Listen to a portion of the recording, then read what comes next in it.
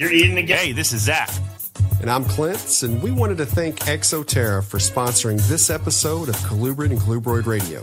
Exoterra is the industry leader in glass terrarium enclosures, and we are a big fan of getting to see the species we work with, both at home and at the university. We utilize Exoterra caging here at Metazotics, and in addition to top quality terrariums, Exoterra offers an array of heating options, lighting, supplements, decor, and truthfully anything needed or wanted when keeping reptiles. Thank you, Exoterra, for supporting Colubrid and Colubroid Radio.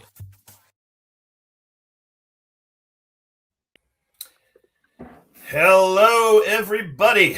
Welcome to 2026 and another year of CCR. So as always, Zac is here with my brother from another mother, the one and only Clint Bartley. How are you doing, bud? I am doing very well. I am super Why are you doing stoked very well? for tonight. This is that night where we get to talk about something I am a big fan of, and I get to watch you become a big fan of.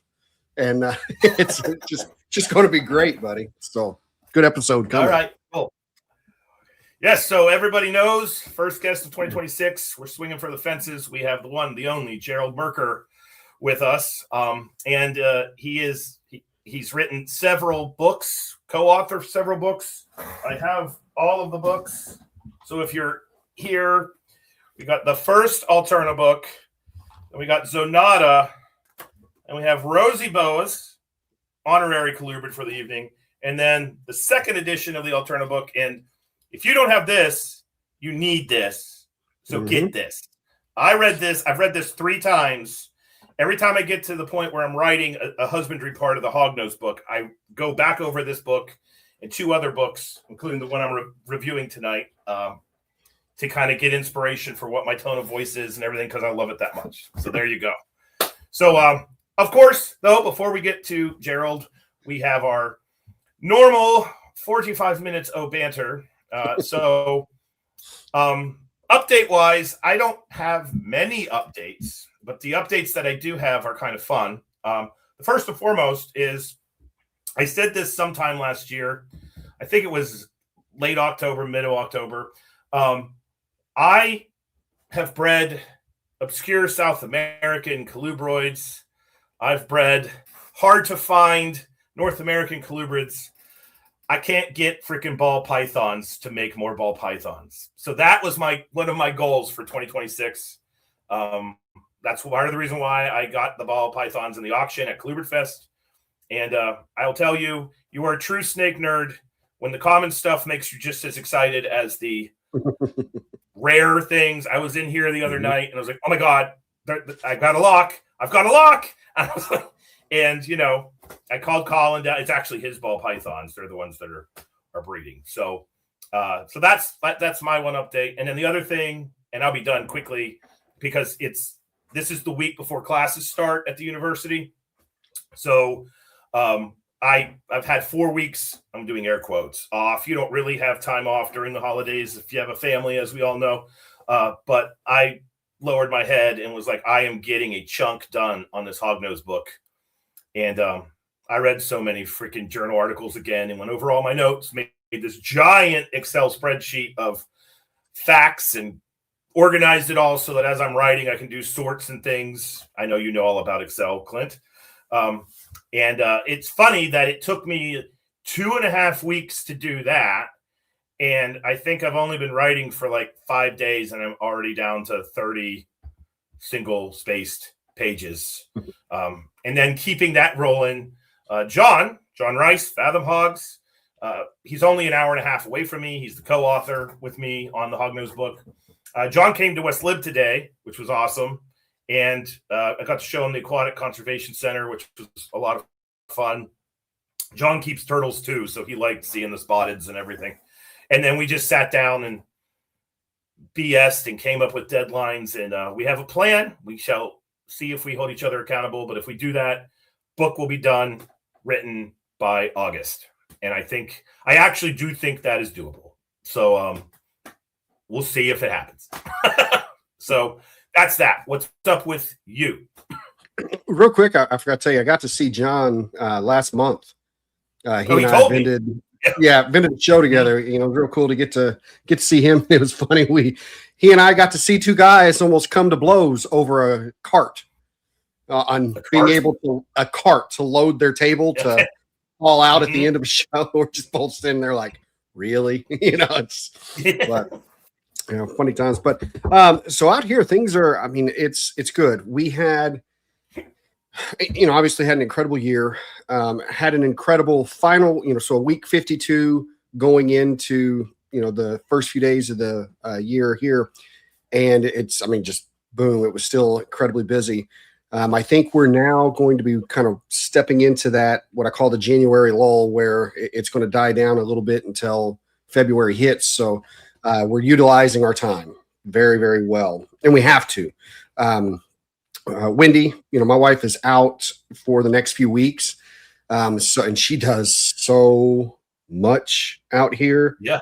It's insane. Like, we don't open till noon. She's here at 6 a.m., 7 a.m. So, you know what I mean? And just go. So there's, everyone's picking up a lot of extra duties, to ensure that things continue to go smooth while she's out. And they're doing a great job, so I certainly want to put that out there and it's both stores, have stepped up to ensure that everything's taken care of. So, big kudos to Team Metazotics all the way around.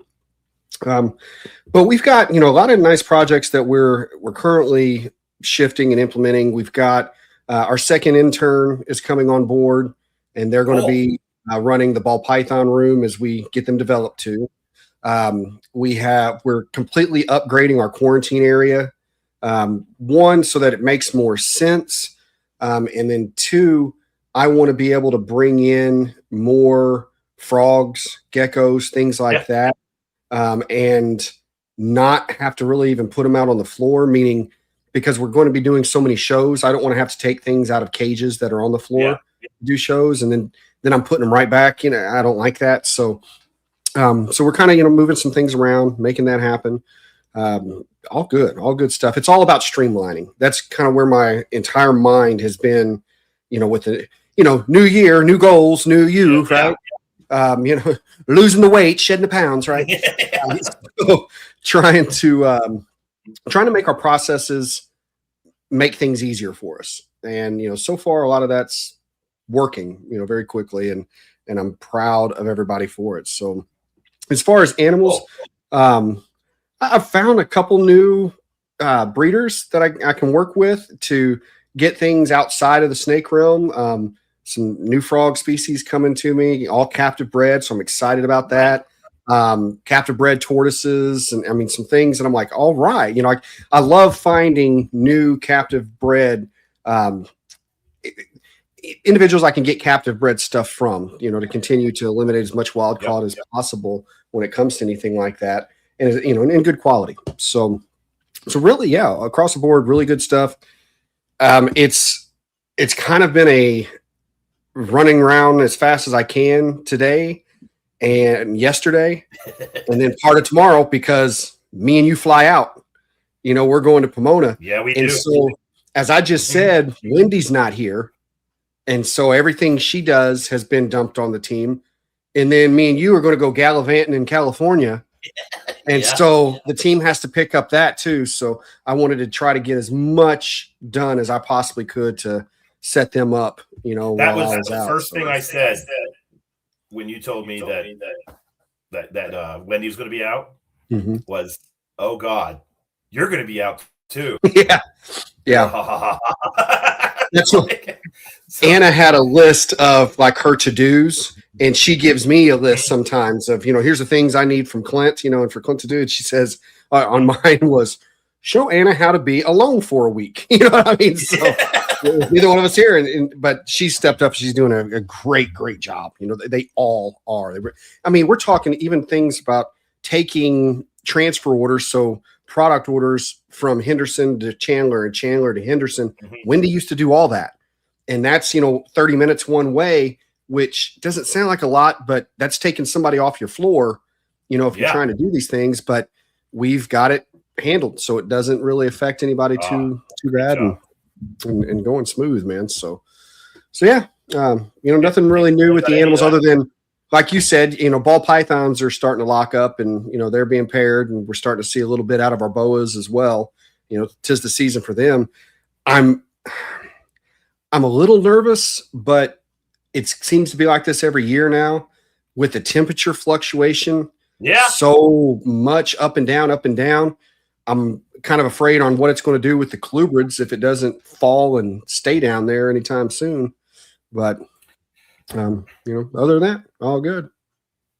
No. So I have my, I talked about this last episode. I can see the temperatures in my room, and they were holding where the brumation is, the brumation corner we talk about.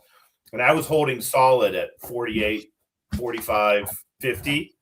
And then all of a sudden, we got this stupid warm front, and I shot all the way up to 61. Yeah. In 12 hours. So we shall see what happens. I've seen it jump up as high as like 65 in these rooms right now. I'm not happy. Yeah. No. So anyway, the new world we live in. Okay. Well, speaking about Pomona, we might as well discuss that. The hillbillies are coming your way, California. Yeah, get our banjos out. So we will be there all day Friday. Well, I don't know if all day Friday. I don't know exactly when we show up on Friday during setup, but we will be there. Clint and I will be there all day Friday because we fly in Thursday night. And then all day Saturday, obviously. I unfortunately have to fly out on Sunday at the butt crack of dawn to get back home because Monday is my first day of classes. And so I won't be there Sunday, but Clint will be there all day Sunday. Yep. And so if you want a shirt, you want to see us, by all means, stop by, I believe, Kayla Martin's table, Infrared Reptiles. That's where we will be, just like we were last year. So we look forward to seeing you. And if you're a listener of the show and you're on the West Coast, this is your chance for us to talk to you, you to talk to us. Please come to the table, give us feedback. Don't, and we are professionals. We love to hear praise, but if there's something you're like, I want to see more of blank, or I want an episode on blah, for all the world, like, give us that information, because we are always willing to take that information and run. It's very good to get the feedback so we can augment, because that's how we get better, is by hearing what you have to say. So there's that. And on that final moment, also consider joining our Patreon. We don't ever talk about this, but with Patreon, you have a direct conduit to Max. And whenever anybody mentions anything to Max on Patreon, we find out about it within hours, not days, hours. We have spreadsheets. One of the big goals for 2026 is we just want to always keep pushing the show, up-level the show, but we also want to get some feedback, the good, the bad, the ugly, the whatever. So by all means, consider joining the Patreon, supporting us. And if we get that, we might end up at Daytona one day, or another show, because that's what we use the money for, is to get it to places like Pomona. So there you go. Yeah, absolutely. And on that topic, Max mentioned this as well as a reminder to us. So if you do Discord, I'm trying, I'm learning, but please join the Discord server, Max, if you want to pop up, the link to that, because we are actually looking for some volunteers. CCR is needing some volunteers, and what we're looking for, one, we would love if there was anyone who wanted to lend their website designing expertise. We're looking for kind of a webmaster, someone to keep our website updated, freshen it up, and just do the things that the two guys you see right here, aren't good at, and that Max, we've already bogged down as much time of his as we can take. And so he doesn't have any extra. So that's one of the things we're looking for. Another, and this is one that we're looking for as many of this next one as possible. We're looking for research. I'd say research assistants, but just researchers. And, part of wanting to level up the podcast even more is we want to be able to take even deeper dives into certain topics. backgrounds on certain stories and things like that. And while we have, some of the surface area on some of these things already understood, we would love if we had some researchers to help get us even more depth, within that information that we can then bring to the audience. So, if that sounds like something you would like to be a part of CCR to do, please join the Discord, reach out to Max. Max is spearheading a lot of this for us. And you could there's topics we already know that we want researched that we could kind of pass out, but we're also looking, if you have ideas, hey, here's something I think everyone would like to hear about. Let's hear it, and let's see about getting all the info. So if that sounds something that you would like to do, please let us know and let Max know actually on Discord and let's get that rolling. So. Yeah, no. So like you said, you're hearing it here. We definitely want to just get this to a higher level, and that's one of the things we can do. And we can do our own research. Clint does research, Max does research, I do research. But it is nice if you're already out there on the interweb diving deep on this stuff, and we obviously you'll join the team, you'll be part of the team.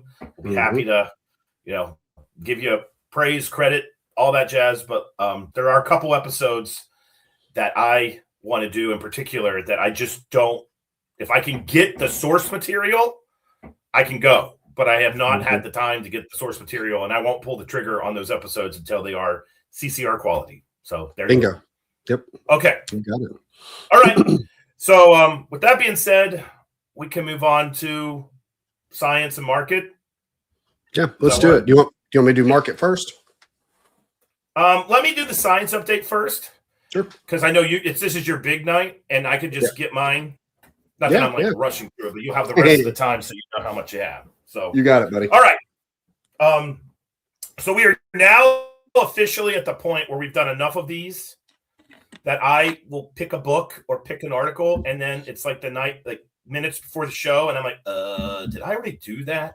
So I went through like 3 books tonight, and in the back of my head, it's like, did I already do that? So I don't think I did this book, but full disclosure, I may have done this book, but it's fine to do it again because I consider it a modern classic. And the reason why I'm doing it is that I was literally in it today while I was writing, and I thought that we haven't given this thing enough praise. So today's book is one that many of you have. Many of you are on the fence. I've had several people reach out to me as to whether they should get it or not. And the short answer is yes, you should absolutely get it. And it is The Complete Subawk by Dusty Rhodes. This book, and if you take a look, look how thick this thing is. It's 250 pages on subawks, Baja rats, green rats are in here too. It's not just subawks. But dear friend of the show, I tell everybody, a guy I consider a mentor, Chris Montross. When you ask Montross what book should everybody get, this is one of the books that comes out of his mouth first. Dusty did an amazing job, and we've had Dusty on the show before. With just amassing not only all the science on subocularis, which there is a surprising amount for such a somewhat obscure southwestern snake, but the way he pitches it makes it extremely easy to read because he does it from like a historical perspective, which is really cool. So you learn about the history of subocularis. You learn about people collecting subocularis. You learn about the first breedings, the first morphs, where they came from. And so you get this nice presentation for a classic American colubrid. And then the husbandry in it is actually written in a way where it's not your kind of textbook cookie cutter presentation. And this is where Montross goes off on the book in a positive way. Dusty wrote this in a way where he kind of presents how he keeps them and then the why and then how it could be done better. And I really like that presentation. And he does keep them in racks. And I oftentimes talk about when we had John Lasseter on, I think it was the 2nd episode of the show. Like that's how long ago that was. Mm-hmm. John, if you're listening, we want you back in 2026, just so you know. Clint has literally said that. But he presents the racks in a way that makes you think about, I kind of understand why a rack might be an adequate mechanism for keeping these snakes, given their crevice dwellers and all that kind of stuff, and microclimates and blah, blah, blah. So I can't say enough good things about this book. There are still a handful of copies out there. You can get the book by reaching out to Dusty directly, and you can get it signed. You can also get it at Eco Universe, and I'm not sure if you can get it on Amazon or not, but you can also pick it up from Mike Crick and all the used book dealers. So it's one that's out there, but I would argue modern day classic. I know that since we've started doing the science updates, I have made a lot of obscure books suddenly get bought again, which makes my heart go pitter patter. So put this thing in your library, get it. That's it.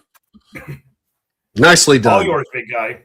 I have one question though. Who brought us that science update? Rare Genetics Inc. did. That's who did. And we love them. I was on the phone with Kayla yesterday. So, anyway, science update brought to us by Rare Genetics Inc. By all means, send in your shed skins.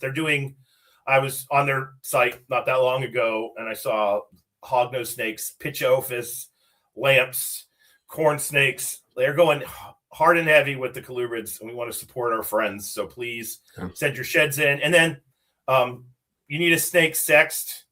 You can get that done. I will tell you one thing. If you sex a snake with genetic markers, you're not going to be wrong. So it's very hard to get a false positive with the type of technology that they're using there. So, use their services. We love them. Rare Genetics Inc. supported that. Who supports the market update there? Well, we need some listener to start tallying which one of us messes that up the most. So yes. I'm staring at it, dead center in the screen. The market update is brought to us by the Show Me Marketplace and Show Me Reptile Show. As everyone knows, Colubrid Fest would not occur if it wasn't for Mickey and the Show Me team. So by all means, if you've got a Show Me Reptile Show near you, pop in, support those that support us, and by us, I mean those in the Colubrid community. And speaking of Colubrid Fest, real quick, I'll give an update on that. One, Mickey said that more than likely by the end of this week, we will have the hotel block. He called me yesterday to update me on that.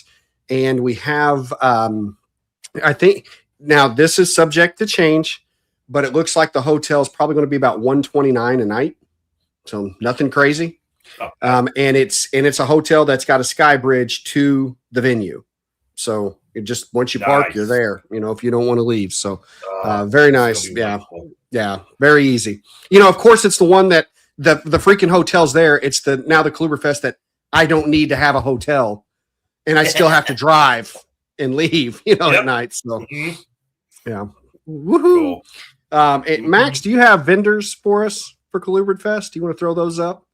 Yeah, so Max can kind of scroll through here. I mean, so far, we've already got several that have signed up. We've got Mid-America Reptiles, Country Bugs, ECW Reptiles, Dark Horse Herpetoculture, Honor Reptiles, Ryan's Reptiles, Select Snakes LLC, Apex Mountain Kingsnakes, Meteoric Serpents LLC, Pure Locality Herps, Adams Family Snakes, Blended Creations, Greg Maxwell Reptiles, and of course, Metazotics is going to be there, CCR is going to be there, and many, many others. So going to be a great time. Really, really looking forward to it.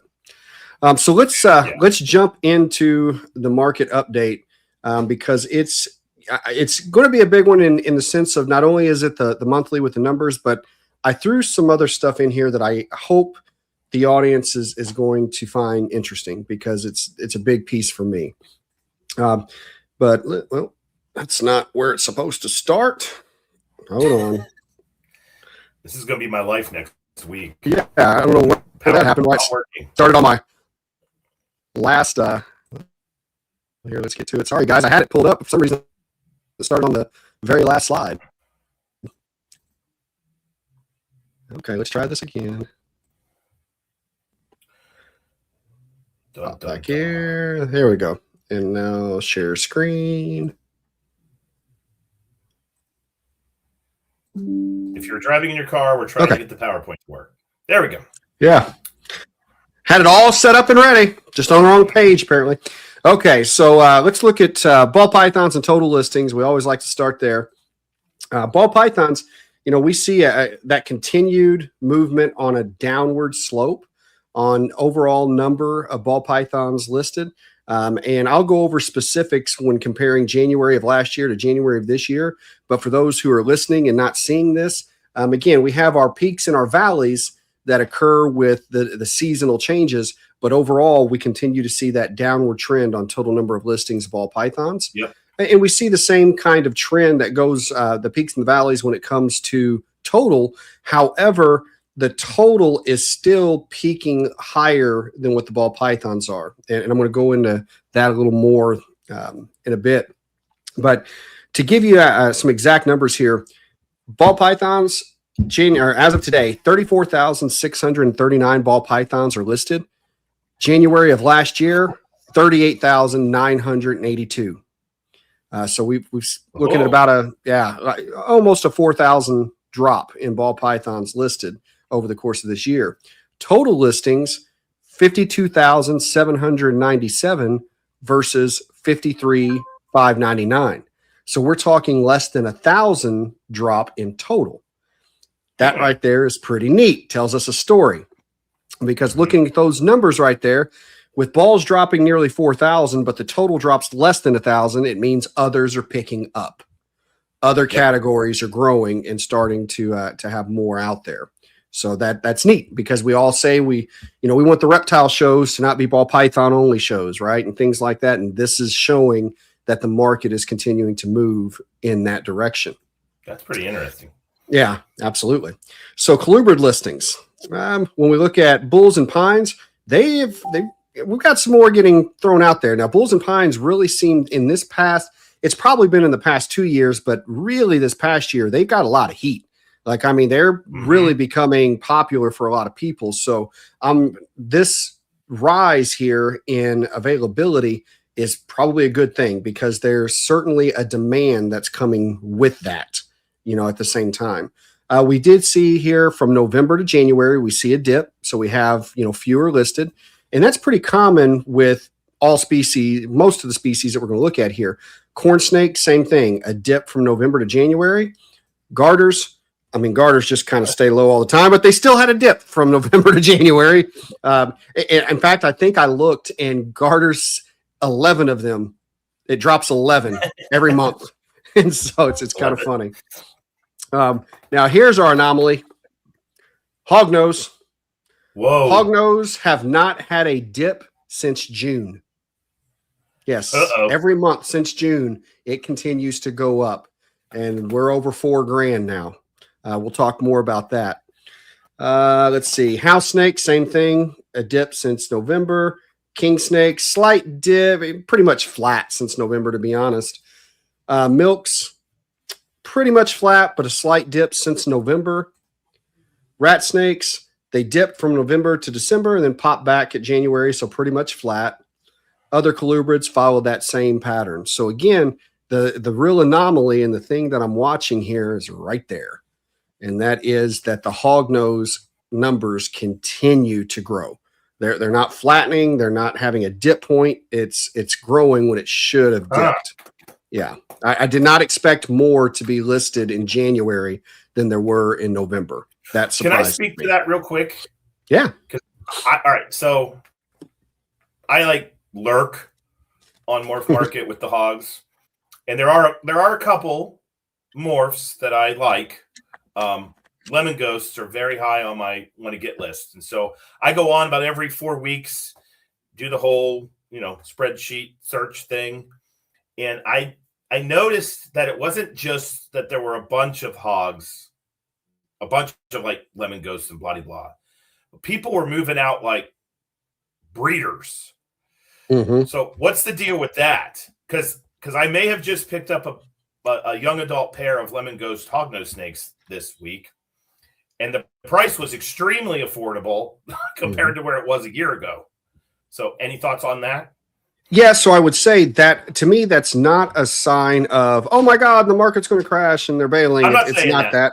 No. I'm saying that's because a lot of times when people see breeders for sale, they think that's what's happening. No, this right now is going again. I keep comparing this to the ball market, but not the ball market that we're in right now. The ball market that we were experiencing 15 years ago. That's kind of where this is. And so what happens is most of us are going to have limited space. Like even if you can have 60 breeders, you can only have 60 breeders. You can't fit any more. Yep. So what they're doing is you're going to have breeders who are going to let go of their single gene morphs or their, you know what I mean? Their low end morphs and keep their combos or whatever their newest craze are. That's fair. So that's more than likely what you're experiencing right now. Like I said, I don't see any kind of massive sell-off or anything like that happening anytime soon. There's still a strong market for it. In fact, I'm going to show you that there's still a ball market that's pretty stout out there in just a moment. But that's what it sounds like, to be honest. Okay, cool. No, I can't wait to get those. All right. So market share, everything pretty much stayed as it was last month. Ball pythons are still leading the way, but it's 66%, which we're talking an 18-point drop from when we first started looking at this. So that just is very wild to me. Colubrids at 21, boas at 9, other pythons at 4%. And again, that's market share compared when we're comparing listings, number of listings.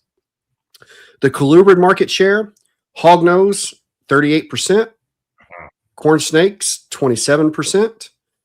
We've got bulls, pines, gophers, so all the pits and the rat snakes both have 7% apiece. King snakes are at 14%. Milk snakes are at 4%. We've got garters and house both are making up less than 1%. And then all other colubrids are coming in at 3% of the overall market share.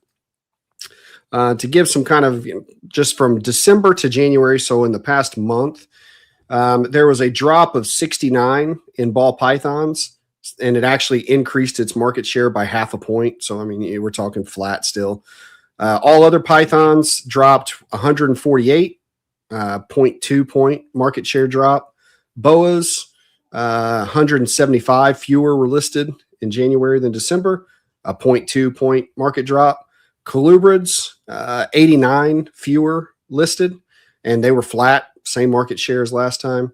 Overall, there was 481 fewer listings in the snake realm, which put us at 0.9 points lower of overall market. Colubrid specific, Pituophis, 731 listed. Corn snakes, 2,931 listed. Garters, 44 listed. Hognose, 4,001. Dude. That's what I'm saying. It's that I keep saying that's where to go. Go for garters. I'm telling you. Hognose, 4,164. House snakes, 35.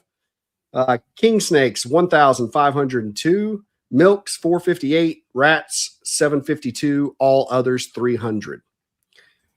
So now here's something I thought we would do a little different, because we talk all the time about what's listed. And one of the big arguments with that, of course, is it's not saying what's selling, right?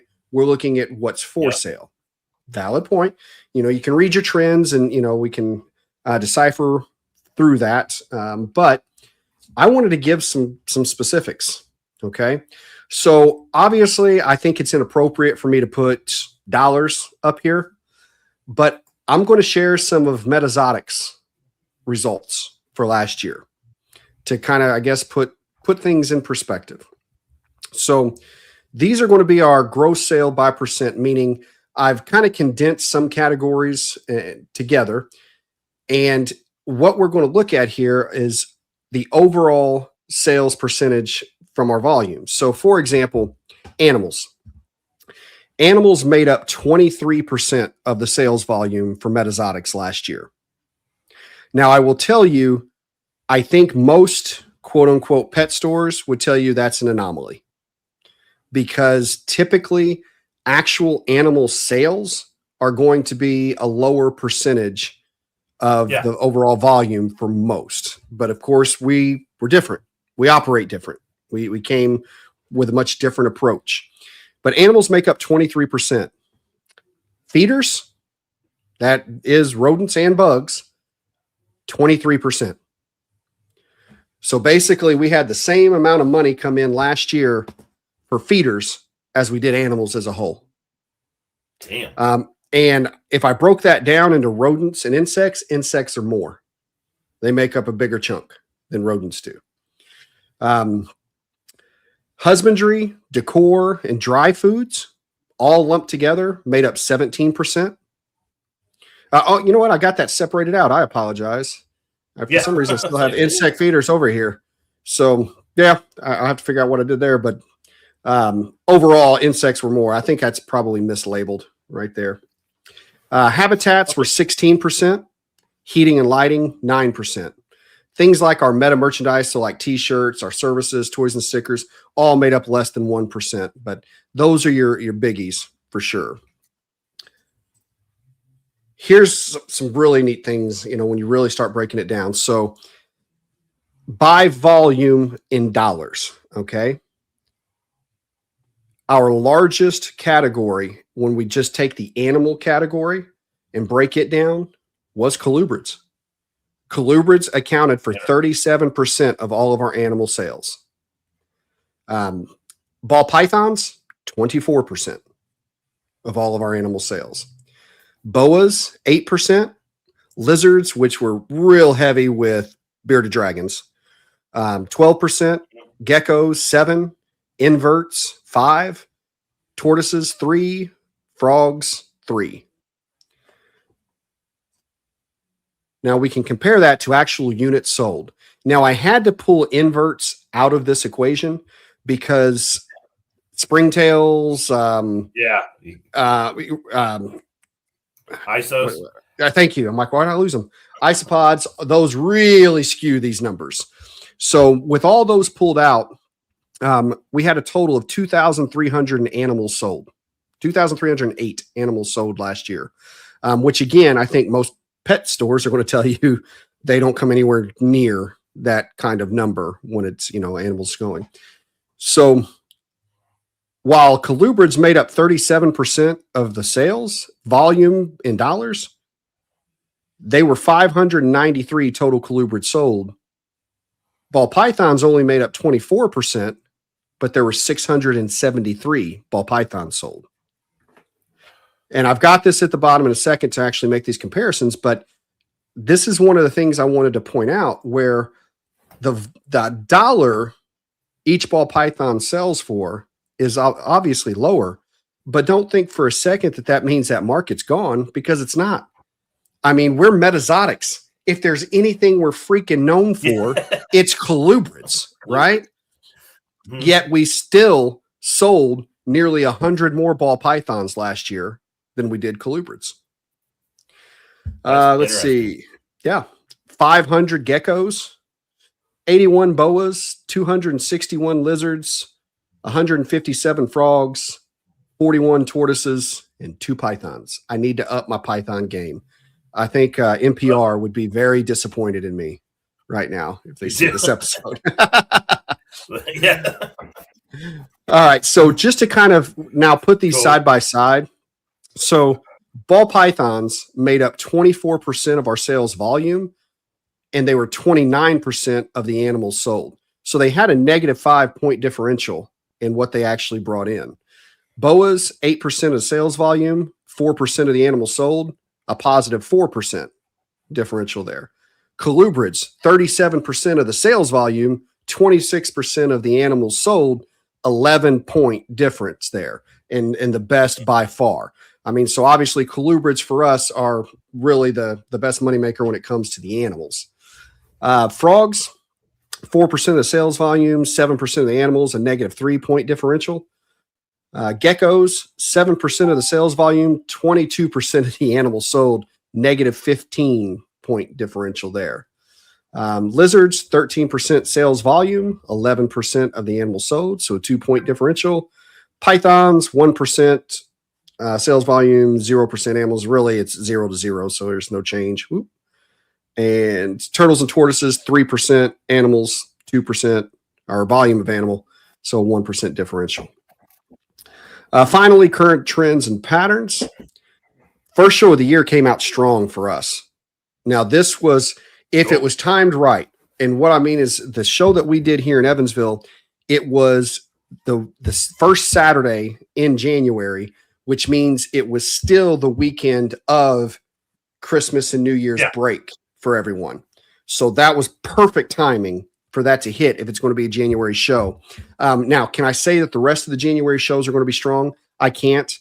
They tend to start slowing down a little bit, movement overall.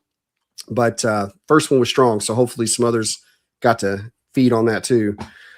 Feeders will be the strong market over the next 3 weeks. So anybody who's in the feeder business, that's going to be where it's at because animal sales are going to be a bit slower.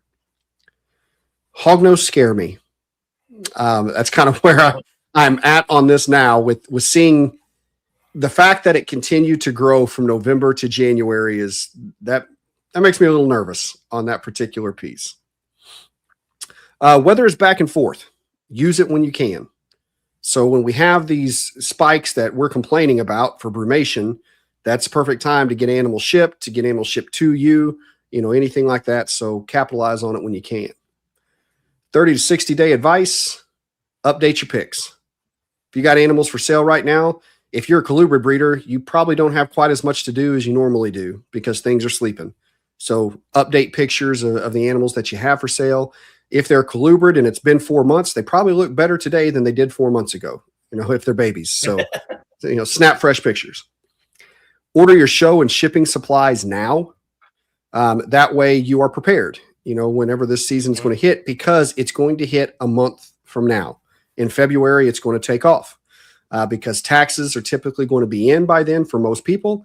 And that run is going to happen all the way from February through April. So have your stuff ready now that you're going to need. In-store and online. Both of those are going to take off. I say in-store, that can translate to shows. So shows and online will take off. Will you be ready to handle both? Do you have the things that you need? Have you mapped out how you're going to do it, what you're going to do, and make that happen? Do all you can now to be ahead of your breeding and hatchling season. As we all know, once that starts, you'll get bogged down, and a lot of your time is simply just keeping up with cleaning cages, feeding babies, and all that. So anything you can get done now before that happens is really going to benefit you to keep you on point with taking pictures, making posts, being able to do shows, and what have you. The final thing, book your travel for Colubrid Fest. Do that in the next 30 to 60 days. Okay. Make sure you're going to be there. Book it. All right. Yes. That's all I've got. All right. Sweet. Okay. So we ready to bring Gerold on? Let's do it. Yes? Okay. Let's do it. Who supports our guests with our show, Clint? ReptiChip. Look at us. We're both going to do it. ReptiChip. ReptiChip sponsors our guest segment, and we want to thank ReptiChip for it. We love ReptiChip's product. I use it here for our boas, our ball pythons, anything needing humidity. Zach, I know you use it for incubation, nest boxes, things like that out at the university. So ReptiChip, we thank you for sponsoring ZCR. There we go. All right. Okay. So welcome to Colubrid and Colubrid Radio. Gerold, how are you tonight? I'm great. This is really a nice thing for me in the middle of winter to be able to talk about things that are really, really important to me. So I thank both of you guys. Well, no worries, man. Well, I started reading, you wrote articles for Reptiles Magazine. I remember being in high school on the school bus, riding in, trying to avoid getting my head hit by the idiot behind me, and just disassociating by reading the articles you wrote that were in Reptiles Magazine. So I've been reading your stuff. I know Clint has too for quite some time. So we're thrilled to have you on the show tonight. And tonight we want to talk about Alterna with you because you kind of wrote the book literally twice. So with that being said, though, before we jump into that, we love asking people their backstory and how they got into this. And you've been keeping colubrids for quite some time. So without further ado, do you mind telling us Has this always been something? Is this something you found in your adult life? How did you end up becoming Gerold Merker who keeps snakes? It's really a great question. I get it asked all the time. I was a middle school teacher for 34 years, and every year kids would ask me, how come you are so in love with snakes? And I always tell them several stories. So if you have time, let me tell you two stories. Yeah. The first story, I'm pretty sure is true. My mom told me a long time ago, when we lived in Los Angeles, when it was still kind of wild, there's like a canyon, and then across the canyon was Cal State Los Angeles, but it was all fields at that time. She took me outside when I was 2 years old, and a snake crossed her foot, and she dropped me because she is terrified, or she was terrified of snakes, and dropped me right then and there, goes running into the house, leaves me outside with the snake. And she's looking kind of a couple of moments later, looking outside that back door, and sees me holding this snake with a smile on my face. Oh, now, man. Years after that, she had told me that story when I was, maybe 20 or so. Years later, she told me it's totally false because no mother would ever do that to her son. And I kind of think it was true.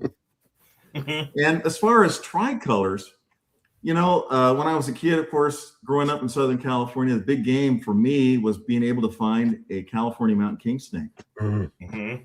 Those were something that I really, really wanted to find in the wild and actually find myself. I mean, I've seen them in pet stores. They were outrageously expensive. So I thought, why can't I find one myself? My parents, during the summer of my 13th year, sent me up to a music camp, Arrow Bear Music Camp. And for the whole week, I listened to everybody going there talking about those beautiful mountain kingsnakes that they were seeing crawling around the music camp.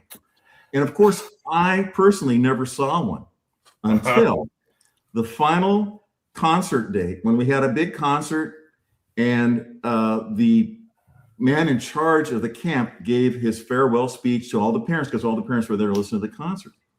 Well, he started his speech, and I'm looking over at the girls' dormitory, and lo and behold, I see a California mountain kingsnake crawling along the base of the dormitory. And I said, oh my God, there it is. And then I'm looking around, and I had like 15 kids on either side of me. There was no way I was getting out of that crowd. So I had to sit there for like another 50 minutes listening to the guy's final speech, kind of tapping my foot. It ended, and then I kind of discreetly went over to the girls' dorm, and they had like a little, I saw the snake crawl into like a little hole underneath the foundation. And I crawled into that hole, and I had my little pocket light with me, and I'm shining around looking in there, couldn't find the thing. And all of a sudden I feel these two hands on my feet pulling me out. And it was a counselor looking at me, hey, listen, that people are going to think you're a pervert underneath the girl's door. That's not what it was, So that was my first time actually seeing a tricolor in the wild. And then as far as Grey-Banded Kingsnakes, you want me to get into that too? Yeah. How'd you do that? Okay. Well, my dad, I remember, took me to Texas. And at that time, of course, the big thing was looking for Trans-Pecos rat snakes, because Carl Caulfield's the keeper in the Kept had a nice chapter on finding those in the wild. I thought, God, I'd like to see those. And he took me there, and we went down to Brownsville, and we went to the Gladys Porter Zoo. And in the zoo, they had a display that had an Alternamorph, Blair's morph, and one kind of in between. And I'm looking at these things, and I think, wow, those things are gorgeous. Yeah. Fast forward a few years after that to when I got married. My wife, believe it or not, was herping even before I was. And that was kind of a prerequisite for me to figure who I was going to marry. Well, we married each other, and we did a transcontinental snake hunt across the country. Oh my gosh. With the end being going to Florida. Well, when we stopped in Texas, we're driving around, and I'd heard about the big hill, and I drove up this big hill looking for subox and coming back. And then we came to our little, I'll call it a motel, but that's kind of a stretch. It was just kind of this really, let's say, rustic place that, my wife, for the rest of our marriage to this day, says, you should see the motel my husband made us go to. But anyway, we're there, was this place called Villa de la Mina, and it had a Pepper's Hill is the name of the place. It had a couple of canyons that you could drive through. And we're driving through one of these canyons on the paved road. And I turned to my wife. I said, it was kind of late at night. It was dark. And I turned to my wife. I said, that looked like a fan belt there, but it looked like it moved. So I went back. We turned the car, went back, shined a light out. And I'm looking at this thing. I said, gosh, what is this? Is this a lepidus? Because it was an alternomorph. And I grab it. And I'm thinking, God, I hope it's not a lepidus. And then I that would be bad. And then we didn't keep it at the time. But as soon as I got home, I figured out it was a Grey-Banded Kingsnake. And then I ended up buying my first pair of Grey-Banded Kingsnakes from Ron Caldwell at East Bay Vivarium. And that's how I got into them. That was in 1978. And from there, it's just been this passion of mine for every year. I mean, my whole life revolves around Grey-Banded Kingsnakes. I'm getting there, Gerold. I'm getting there. Yeah, really close. I'm an unapologetic Grey-Banded Kingsnake enthusiast. I mean, everything, like people that drive in my car, they look at my clock and say, that's not the right time. I said, no, we're in Grey-Banded Kingsnake time. I added a minute for every Grey-Banded Kingsnake I found in the wild. Oh my God. The time's way off. But anyway, so it's just some quirky things. People might call it anal retentive. I call it quirky, Okay. Now, do you only keep Alterna now, or are you? No. I have about 200 snakes. I have a lot in common with both you guys. I mean, I've got hognose snakes. I've got about 80 or 90 Grey-Banded Kingsnakes. I have Texas indigo snakes. I've started working with those. That was actually my first passion, and that's actually what I wanted to see in the wild with my wife on our honeymoon when we went to Florida. We never did. I have northern green rat snakes. I have Sonora Mountain king snakes. I have a whole bunch of rosy boas too, and very interested in those as well. So my goodness, very nice. So that, in a nutshell, is kind of what makes me tick. So fire away with another question. I've got another one. So, at teacher to teacher. So first and foremost, you're doing the Lord's work if you taught middle school. That's all I got to say about that. I did a little bit of middle school teaching and have mad respect for people that chose that age group. What did you teach when you were? I was a science teacher, of course. Okay. And being a science teacher, it allowed me to talk about snakes when I wanted to, and I often did. And usually I'd have a pet snake, or either a rosy or a rubber boa, in the classroom, and usually kids would come in. A lot of them were like terrified, absolutely terrified about snakes, and I would tell them, well, if you want to pass this class, you're going to have to hold the snake by the end of the year. Nice. But anyway, most of them that had that fear would have, because a rubber boa is actually a very nice trackable animal, and most of them would get to the point of where they'd hold it. The rosy boa, on the other hand, was not. Rosy boa was a crazy feeding response. And I remember one year I had a student that every day for the whole year asked me, Mr. Merker, can I hold the rosy boa? And I say, John, no, you can't. It bites. And every year, the next day you come in, Mr. Merker, I really want to hold the rosy boa. I said, John, that snake really bites. I don't think you want to hold it. Well, the last day of school, I relented and I let him hold the snake. And he's sitting there quietly, and then he's kind of raising his hand. And then I said, yes, John. He holds up his hand. He says, Mr. Merker, you're right. The snake does bite. And it was biting his hand and wouldn't let go. So anyway, they do too. Yeah, really well. Rosy boas are like little. They just love to gnaw. I mean, if you as soon as you touch them, they're like I agree. So funny. It's like they're so adorable, but they're just constantly wanting to just chow down on you. Yeah, that's true. And they're never that way in the wild. You pick them up, they're just as friendly as could be. But of course, they're not expecting food from me in the wild. So. That's fair. Well, so with Alterna, let's cover herping and finding them first. And then real quick, segue on. Before we move, since we're going to move into now the meat of what we're going to talk about, we're going to really go down the Alterna path. We want to pause for a moment and recognize our recent sponsor that takes care of this for us. Max? CCR is proud to be sponsored by ZooMed Laboratories. ZoomEd has been servicing the reptile industry since 1977, and in 1993, they introduced us to the Reptisoc, the very first UVB bulb specifically for reptiles. In addition to boasting a 1,200-item product line, ZoomEd also has an extensive reptile breeding program, with many species being kept at their incredible greenhouse facility located in California. Thank you, ZoomEd, for supporting Colubrid and Colubrid Radio. All righty. We thank you, ZoomEd. So that's the I first thank one them too. I use a lot of their equipment as well, to be honest with you. Yeah. It's good stuff. Yeah. So when it comes to herping, Alterna, we've never looked for them yet. We have not looked for them yet. In fact, Clint and I were talking, I think it was last week, and we said, this year's not the year because I've got a lot of field work with the research, but 2027 is going to be our West Texas year. We've already, you heard it here first, folks. So, anywho, but I would argue that there's few snakes in North America that have a mystique and like a subculture of herping as unique and dedicated as the Alterna peeps have. So with that being said, do you mind just kind of talking about the process of you? I mean, you mentioned you found the one on the road, but was this a situation where, like, there's animals that I found in the wild where it's like, oh, that was easy. And then, yeah, I don't see the next one for 9 freaking years. Like that's happened. That's what I can count. Welcome to my nightmare. Yeah, it would be 5 years before I'd see another one after 1970, all the way to 83. And truth be told, I have not seen one myself for the last 5 years. Oh, wow. We'll catch one next year, and it's killing me. I'm not going to lie to you. It is absolutely killing me.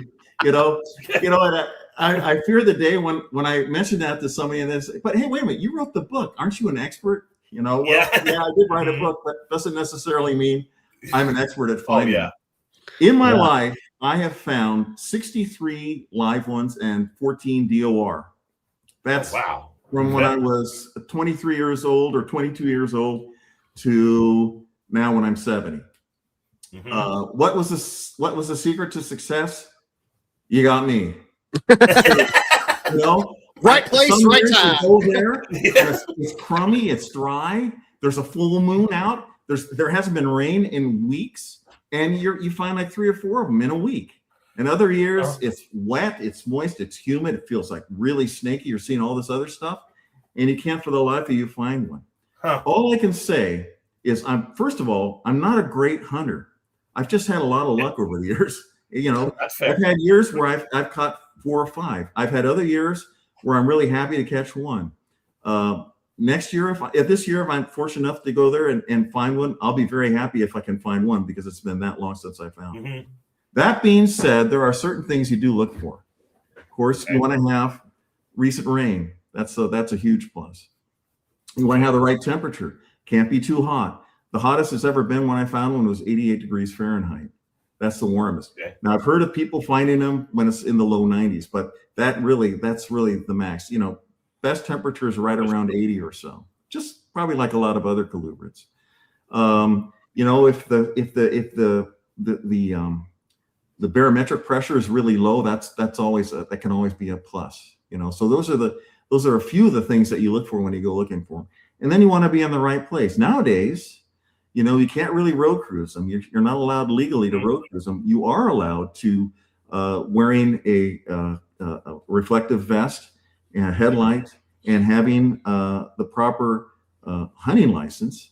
You can walk the cuts and you shine and you look on cuts to find these animals hanging out on road cuts. So in a nutshell, that's what you're looking for, and that's what you're up against. In addition to probably tens of other groups looking for gray bandits as well. Right. You know, I think that's one of the things that like for some of us who, you know, go out and do field herping, to put that in perspective. So it's a lot easier when you just get to put boards out and go flip them. You know, the snakes are going to be here. You know, it's so much simpler because even if it's not gray band you're looking for, even if you're just looking for anything under regular cover, I mean, because artificial cover is always so much easier to field herp. But if you're actually turning logs or rocks, your success level is so much lower from a percentage standpoint. So, I mean, with that being the way that you look for gray bands, I mean, I can see why it's a struggle. I mean, it's as much luck as it is skill, when it comes to finding them. Nowadays there's huge groups that go out and look for them. I mean, you can come to a cut and there'll be like 6 guys on that cut looking for them. And there's proper etiquette for when you're out there. If somebody else is on a cut, you're supposed to move ahead to another cut and use that cut if you're going to stake one out. So, if there's a lot of people out there, it's going to really limit the places where you can go looking for them. So when you were first doing this in the 70s, early 80s, were you pretty much, were the people you were with the only people out there looking? Like, is there a point in your herping experience where it kind of dawned on you one day, like, there's actually a lot of people out here? That's a really good question too. I'd first go out there, and it would be the hardcore guys, that would be out there looking, and there'd be some people. I mean, it was, you'd see some people looking for them. In 1987, Texas made it legal again to hunt them on the roads with a hunting license. And there, man, it got crazy. You go to a common spot like Langtree, and people would have pickup cars.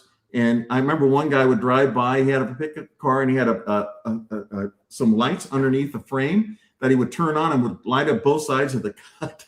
And at that time, I didn't know about looking for cuts, and we finally bumped into 3 guys. It was like a human pyramid. There were 2 guys on the bottom, 1 guy on the top, and they had like half a snake sticking out of the cut, and it was an alterna. And I said, is that why these people are shining cuts, kind of naively to this guy? I said, yeah, of course. I mean, we've been looking for these things for 3 days.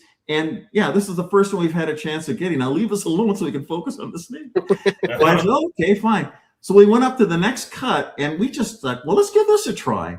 And my friend I had a Streamlight flashlight, which was at the time state of the art, but it was on its end. It was like, instead of bright white, the light was like kind of a dull yellow. And I remember my friend was, I was driving, and he started shining.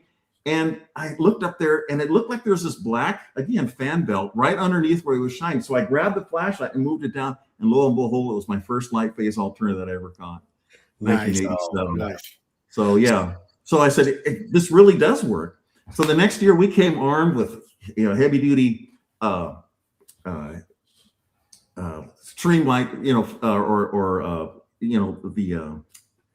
not the stream, but I want to say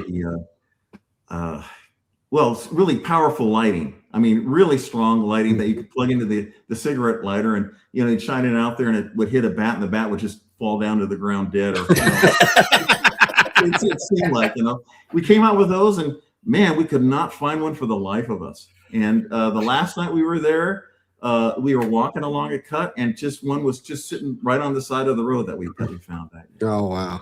Oh my God. So as you tell that story, all I can now imagine is, so the guys that you came up to and asked, oh, so is this why everybody's shining lights? Yeah, the cuts. I thought I was a real knucklehead. Well, yeah, those guys are thinking, what an idiot. And I bet those guys own your book now. So maybe. So I can't help but think that's hilarious. Yeah.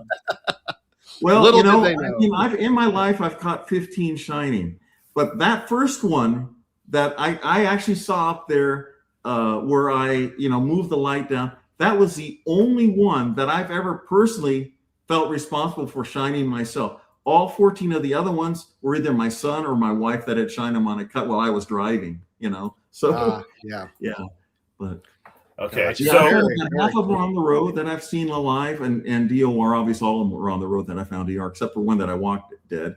And then I found the rest of them walking with a very, very powerful headlight at night on cuts or private property. I did get permission to walk several pieces of private property, and I ended up buying about 160 acres there near Sanderson with a good friend of mine. Really? So he and I have this kind of nice area that we can walk. Neither of us have ever caught a gray band on it, but we've seen it. So that was kind of fun. Yeah. Very cool. Right. So you've made some terms there. So, some of the localities that you just mentioned, Right. We know Langtree, we've got Black Gap, we've got, there's on and on, Juneau Road and Christmas Mountain, and just all these that we have different lines. One of the things I want to know, if you've got any kind of insight on, is why is it the Alterna keepers seem to be the most anal when it comes to locality information? Because it's almost like they don't just want to know the road, they want to know which side of the road. The side, and exactly. Yeah. So and they're more so than any other locality keeping group or segment that I've ever encountered. And so do you have any idea on why that has reached the level that it has? They just want to keep the genetics pure, I guess. I don't know. I guess I'm kind of that way too. I've been kind of going over my collection, and I've got probably 4 or 5 locales that I've got animals from precisely the same cut. So it's just a way of, ensuring that you are, and I mean, I've got locales where they're maybe a half a mile apart, and people won't buy those off of me because they're not locality pure. Yeah. Oh, and I've seen that. I mean, obviously, as an individual who pays attention to the market and whatnot, when it comes to the Alterna, locality makes a massive difference, in whether it's, something that somebody is after or not. So, but again, there's no other group that is as hardcore. Yeah. Cause it's normally county, that's usually how locality is broken down as county, but not with Alterna. It's kind of that way with Savants, Trans-Pecos rat snakes too, but there's a lot of people that, we'll just give it like the River Road would be a general locality. Of course, a lot of people with a Grey-Banded Kingsnakes, the River Road, the River Road is about 20 or 25 miles long. There's a whole bunch of habitat there, on the River Road. Yeah. So we have a couple pictures that you shared with us. And so Max, can you put up the one? Just obvious. So tell us the story of this pick. That is a in situ shot by West Langtree, and I was with a friend, and he had to go to the bathroom, let's just say, and he kind of was maybe a quarter of a mile away, taking care of business. And I get out of the car, and I had walked to one end of the cut, and then I'm walking back towards where I had started, and I saw this snake just like this, kind of hidden by the bush. It's a Blair's morph, not the prettiest one. And I remember screaming at my friend, "Get over here! Here's an alternative!" And I'm screaming. And I mean, I heard him peel around. Rocks were flying everywhere, and he comes around, and the thing just sat there, for about 2 minutes. And that's the story on that snake. But it was like the only snake we saw that whole night. I'd already caught that week. I caught 2 other snakes. This is the 3rd one that I caught. And, all in Langtree. And it was, one of those perfect conditions. It had rained a little bit before I got there. It was nice and humid. The temperatures were good.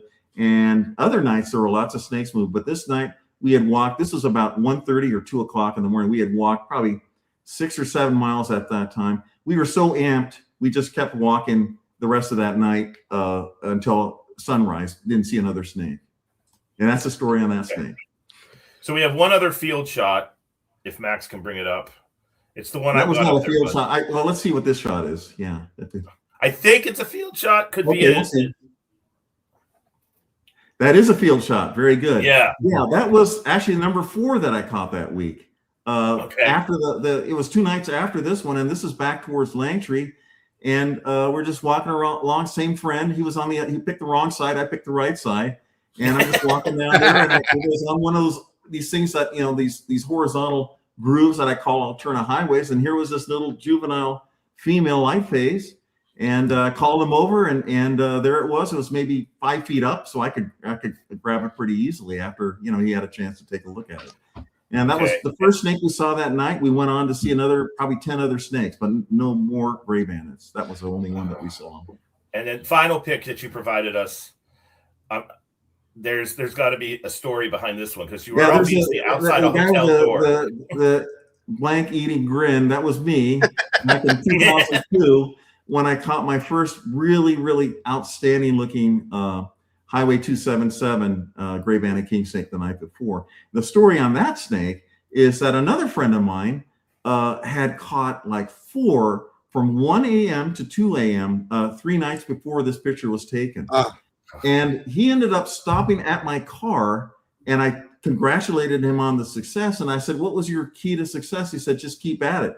So then I walk up that cut. This is like a cut south of Loma Alta, the highest pass on 277. And then as I'm coming back exactly where he stopped to talk to me, there was this snake on the cut. So yeah, I don't know. That's just maybe the mystique. I don't know. I don't want to say anything in particular, but I've never had a chance to herp with that guy looking for gray-banded kingsnakes again, but I'm looking forward to it, to the day when I can. Maybe he'll stand in the spot that I'll find one again. Oh, wow. Okay. That's amazing. Yeah. So we have a question from the chat. If Max, I don't know if you can do that with Shane Lowe. There we go. So has Gerold noticed a difference in abundance from certain areas over the decades? Do they seem to be less common in Valverde County now versus the 80s? So we obviously don't want like specifics, but just overall, what's your opinion of the population? I've gone to Highway 277 a lot. 2002, I caught one. In 2007, I was in on one, and that's one time that I walked a DOR. I always tell my sons, how long are we staying, Dad, in Texas until we get one? And I was with my youngest son, Hans, and we're walking along this cut, and there was this one laying over a rock, and I called Hans over. I said, Hans, look at that. And he looks at me and says, does that mean we get to go home? And I said, yeah, that means we get to go home. So we go over, pick this thing up, and, we're doing all excited, like do a belly bump. He's a little guy just went slamming against the cut, and all of a sudden, I said, God, this snake's really weird. It ended up being dead. It was one probably that was hit by a car and then crawled off on top of this rock. But anyway, so we didn't go home quite yet. Yeah. But anyway, that was actually the last time I'd ever seen even an inkling of a gray-banded kingsnake on Highway 277 in 2007. Wow. So, but every year you hear about 1 or 2 being caught there. It used to be really, really a pretty popular place because it really provided a lot of snakes for people to find, But I would say there's probably something to that. And then I think about Langtree, and Langtree, was famous for years and years as having a great number. And 2017, I found 4 of them there. So who knows? The conditions. I talked to the old timers, and they said the years that it was doing really well, you'd have lots of storms coming in. It would be really wild. The atmosphere would be really, really volatile, and it was really humid and moist. And lately, it's been pretty dry there during the breeding season of gray-banded kingsnake. So there may be something to that why there's fewer numbers. Gotcha. Plus, I'm getting older, so my eyesight's not as good, and I'm not as fast anymore for sure. So that might have something to do with it as well. Good golly. So, quick question. Not really a quick question. I want to talk. I know it's Alterna night, but can we talk a little bit about the bycatch, like what the other species? Yeah, I'm curious too. What else you see? Yeah, I see. One of my favorite things to do. I know, Zach. I know you're really into Texas indigos, and Texas has made it legal for you actually to have up to 6 Texas indigos. Oh, yeah. So we started going down to South Texas. Maybe if I got an Alterna, let's go down to South Texas and see what we can see. Let me tell you, there's nothing like looking for a Texas indigo snake, even if you're not going to keep one, just to see one of these huge snakes crossing the nice white dirt road, a quarter of a mile up, right off what it's going to be. And you go up there, and a lot of times they just sit there. Sometimes they're squirting across the road. It's exciting. It's very exciting. So I would say definitely a fun thing to do. It's not necessary. There's very few areas where there's Alterna and Texas indigo snakes together. Highway 277 being one of them, and possibly Juneau Road being another, and maybe even Langtree. But they're very far and few between. But of course, the other bycatch are the Trans-Pecos rat snakes. Everybody'd love to see those, myself included. Those are always a very, very nice snake to see. We used to call the New Mexico milk snake. They're gentilis now, but we used to call them Salinops, Triangulum Salinops. Another really, really nice bycatch. And then there's all sorts of invertebrates to see, really interesting birds, a lot of different other things that you can experience there, so I mean, I like seeing ring-tailed cats. We've seen mountain lions there, bobcat, all that kind of stuff. So it's really a fun place for a naturalist to go if you're just interested in seeing animals. It's very, very productive and nice. What rattlesnakes do you bump into? Oh, yeah, rattlesnakes. Lots of atrox, Western diamondbacks. Lots of ornatus, the blacktail rattlesnake. Those are very, very abundant. You're almost guaranteed of seeing those anytime you go out. Don't say that to us, Gerold. We've learned anytime we've been guaranteed to see something, it's the one thing that we don't see. Don't see. Yeah. See our curse. Sorry. That's okay. A little less frequently seen, and a little bit cooler of an animal in terms of seeing something that's not as common are the mottled rock rattlesnake. Yeah. And then of course the Keystrodon, the copperheads, they're a beautiful race there. Yep. The Trans-Pecos copperhead. I was going to say those are the Trans-Pecos, right? Yeah. I think those are probably beautiful long-nosed snakes. The long-nosed snakes there are just amazing. Beautiful long-nosed snakes. And coach whips can be, a neat thing to see too. They got bright red ones that are just huge and magnificent looking. So there's a lot of really cool bycatch from that area, that region. The Trans-Pecos copperheads, that for those who haven't seen one of those, Google it, because those are probably to me just the most gorgeous copperheads out there. They're to me too. To me too. I mean, they're stunning. And to walk one, you for a second, you think you have a Blair's phase, Grey-Banded Kingsnake, but it ends up being a copperhead. Yeah, you're kind of bummed out, but you're not that bummed out. It's still kind of nice to see those in the wild too. Absolutely. Oh, no, totally. And then Barrett's rat snakes are another thing too that I might as well throw in there. And I might as well throw in Sonoran gopher snakes. I've caught some really nice Sonoran gopher snakes there that are patternless. We caught a patternless one. So there's things like that there too, that would be there for you, Zach. Yes, totally. Yeah. Well, I mean, let's be real. I see an Alterna, I'm going to freak out. But I would be just as he's going to pass out. I'm going to freak out. There's a little bit of a difference.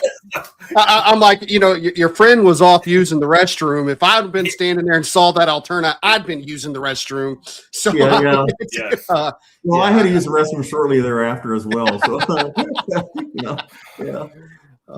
great. No. So Absolutely. What are now? I've read the book, but so when we talk about these different localities, what are some of the differences you see in these localities? Because again, some of them are so dang close, I agree. I mean, can you tell exactly the locale just by looking at a particular animal? No, I don't can't. think so either. I mean, I've seen, a lot of animals from, let's say Blackgap, and some of them look like they're straight out of Langtree. Some will look like they're the River Road. I've seen animals from like West Alpine that you can imagine. There's everything. There's light phase, Blair's phase. There's strict Alterna morphs that look straight off the River Road. I mean, so yeah, but in general, the things that have that kind of muddy gray are Davis Mountains. They're kind of a brownish gray. They're not as clean gray as further east. The further east you go, that's where you end up with a nice light blue-gray background with the bright orange blotches for the most part. And then, of course, the Christmas Mountains have what they call those pumpkin colored ones where they are like a black background with just this screaming orange blotches. And that's one that's highly sought after, very, very far and few between, but they seem to occasionally be there, looking like that. So I've got some of those here, and those are some of my favorites. Yeah, they're beautiful snakes, definitely. Yes. They're all beautiful snakes. There's not really, I've yet to see what I would totally call an ugly Grey-Banded Kingsnake. Yeah. That's probably because I've seen a lot of really dark phases, and they're still pretty to me. So I love the variability. I mean, so it's a big part of it. It's to your point, because I've got some that have no orange on them. Yeah, you know what I mean. And then some, you got the Blair's phase that are just boom boom that really pop. And I think they're both beautiful. They can be completely extreme opposites and still such gorgeous animals and everything in between. Well, I have a lot of people that come over to the house to look at the collection, and I always, I show them a few of the things that we work with, and then I show them the Grey-Banded Kingsnakes, and I said, well, here's a Grey-Banded Kingsnake, and they look at that and say, wow, that's beautiful, one with the wide, bright oranges. And then here's exactly the same snake from a different region. Well, that's pretty too in its own way. When you see an alternomorph, I mean, they're amazed at the variability of them. That's the thing that is amazing to me too. I think it's just really, really why these things are so much thought of and coveted, because of their variability. Now, do you notice, because, obviously you keep a lot of different localities, personally there, do you notice any differences other than look in certain localities, whether it's eating and the babies are harder to get eating? I'll tell you that right now. I've experienced the same. Yeah. Olympia Canyon. Oh my goodness. It's a nightmare. I mean, even if you provide lizards, I have one that I'm hanging on to because it's a female. The first female that I ever caught there died a couple of years ago. So I want to, keep that line going. It would not even eat a lizard for me. And then my wife came in and said, Gerold, I found a run over lizard out front, what should I do with it? I said, just throw it in with that stupid Olympia Canyon baby. And lo and behold, the thing ate it. I put in several different types of lizards. I'd froze them, thawed them out. It took a run over lizard that was flat on the ground that it took as its first meal. So, there's always tricks to get them going. But I would say feeding response in general is different. The ones that are, like from Olympia, say, are very difficult for me to get started. Some of the ones from Langtree or from Juneau Road or 277, they tend to do better. But same. Honestly, I would say if I'm lucky, 1 out of 10 will eat pinkies off the get-go. Really? And then the rest of them, I got to do some kind of magic with them. Like, is this kind of a child's program? I mean, where you take a frozen pinky and can I explain what? You can talk about yeah. I'm kidding. I take a frozen pinky and I boil it for like 15 seconds. And for some reason, that's a trick I'm sure you guys have heard about. It gets a good percentage of mine eating. So, I just wait them out. Basically, that's the other trick I do. And if they decide they don't want to eat, then I ruminate. I've got like about 10 babies right now that are out in my animal room at 50 to 60 degrees. Doing the same thing. Doing the same. This was the first that's all you can do, Yeah. This was the first year that we actually were trying the brumation with some of the gray band babies. Because looking at them and judging weight, who can handle it, who can't handle it, whatever. And Corey, who runs our nursery, that's what we decided with. I think we've probably got about 6 or 7 gray bands that it's like, we've got the colubrids cooling now. They haven't eaten. They don't, you have to clean their gut out. Right. Throw them in there, and let's give them a few weeks and let's see what happens with those. But yeah, for us, it's the boiling the pinky and it's scenting with fence lizards. We'll try other lizards and all that. Fence lizard skin, you take an X-Acto knife and cut off a little square. I mean, we're forever finding run over lizards outside or from EPS or me even, running over lizards. And then we freeze that, and then I use that for cutting little pieces of skin off to get the babies going. We've had some success. I was going to say we've had some success with quail down as well. Oh, really? Mm-hmm. Yeah, that's something I haven't tried. Yep. It's not as successful as the fence lizards, but I would say for us, it's about as successful or close to as successful as we've been with boiled. So, yeah.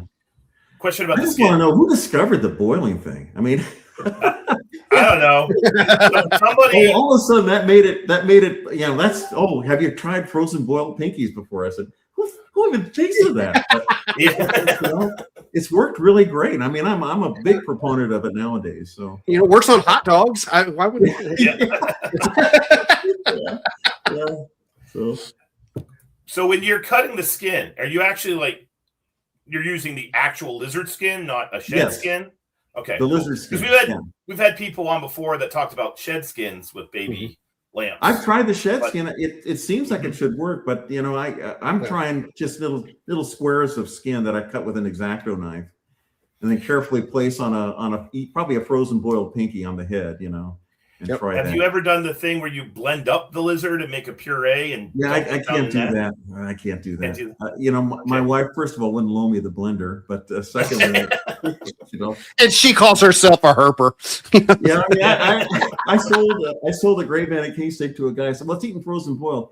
He said, "You know, is there any chance you could get it eating regular live pinkies for me before you send it out to me? Because my wife doesn't want me to use the microwave to do." Oh my that." I said, God. "Yeah, I'll try." Criminy. Yeah, No. Oh wow! How many localities are you working with now? I have about, I think about 14. Wow. Don't ask me to list them. I Yeah. can get close, but you know, I have some from Culberson County. I've got I those. have West Langtree. I have East Langtree. So I'm counting those. They're like 6 miles apart. So I count that as I'm just going to count. I got the Lang Tree. So Yeah. yeah. And then I got 277. I got Juneau Roads. I've got Waco Mountain. I've got River Road. I've got let's see. I've got Sanderson 9 miles. got 'em. Sanderson East. I've got let's see. Boy, I'm at 9. I've got I know I'm forgetting something. Oh, Olympia. I've got Olympia. I've got West Alpine, and then I've got extreme West Langtree, kind of almost to the end of it. So that's another locale that I call it. And then did I say West Alpine yet? I think you said Maybe. Alpine, yeah. Do you have but I Christmas Mountain? Yeah, I got Christmas Mountain. I think West Alpine is another. Paisano Canyon. That's another one. And then there's one that I think I'm forgetting. Sorry. Boy Scout Road. Ira Ann. I've got Ira Ann too. And Yep. Boy Scout. So that's like 14 or 15. So I picked up some. Is it Government Canyon? Does that sound right? It does sound right, but I don't know exactly where that is. I've heard So of that before. Because I'm counting with you to see how many I've Yes. got. Yeah. And so counting. I saw that Canyon, look. Yeah, that makes 10 for me that I can remember. Black Gap. I mean. I don't have any. My son works with Black Caps. Walter, he has some Black Caps. So I guess I got 11. Don't. And the Government County I got from Lassiter, John Lassiter this year. And Yeah, I think he's it a was the big first time. alternative breeder I know too. Yeah. I think he said it was the first year that he's let any of that particular locality go. So Yeah. I think he may have just told me that because he knew he had a sucker on the Yeah, line. yeah. You know, he Well, had me it hooked. sounds like Zach, I mean, Clint, it sounds like you're really into it too. That's cool. We got to get Oh, Zach into it. That's the whole point of this show. Yeah, I know. It's working. It's working. I know. So Just wait till he catches one, you know. Oh, no, that's what- yeah. that's I know. the secret. I know how the conversation is going right now between you and Zach, Clint. You know, Clint, Zach's saying, Clint, you know, if I catch one, I'm just going to let you keep it. Yeah, we'll see about that. God. It's one of those where I'm half tempted to just bring one with me Yeah, on our trip and just kind of toss it by his feet. You know, yeah. so Let's see what he does. then Yeah, he's just, Now, once I hooked find- live. So- That's the secret. Is once I find it in the wild, it's like, yeah.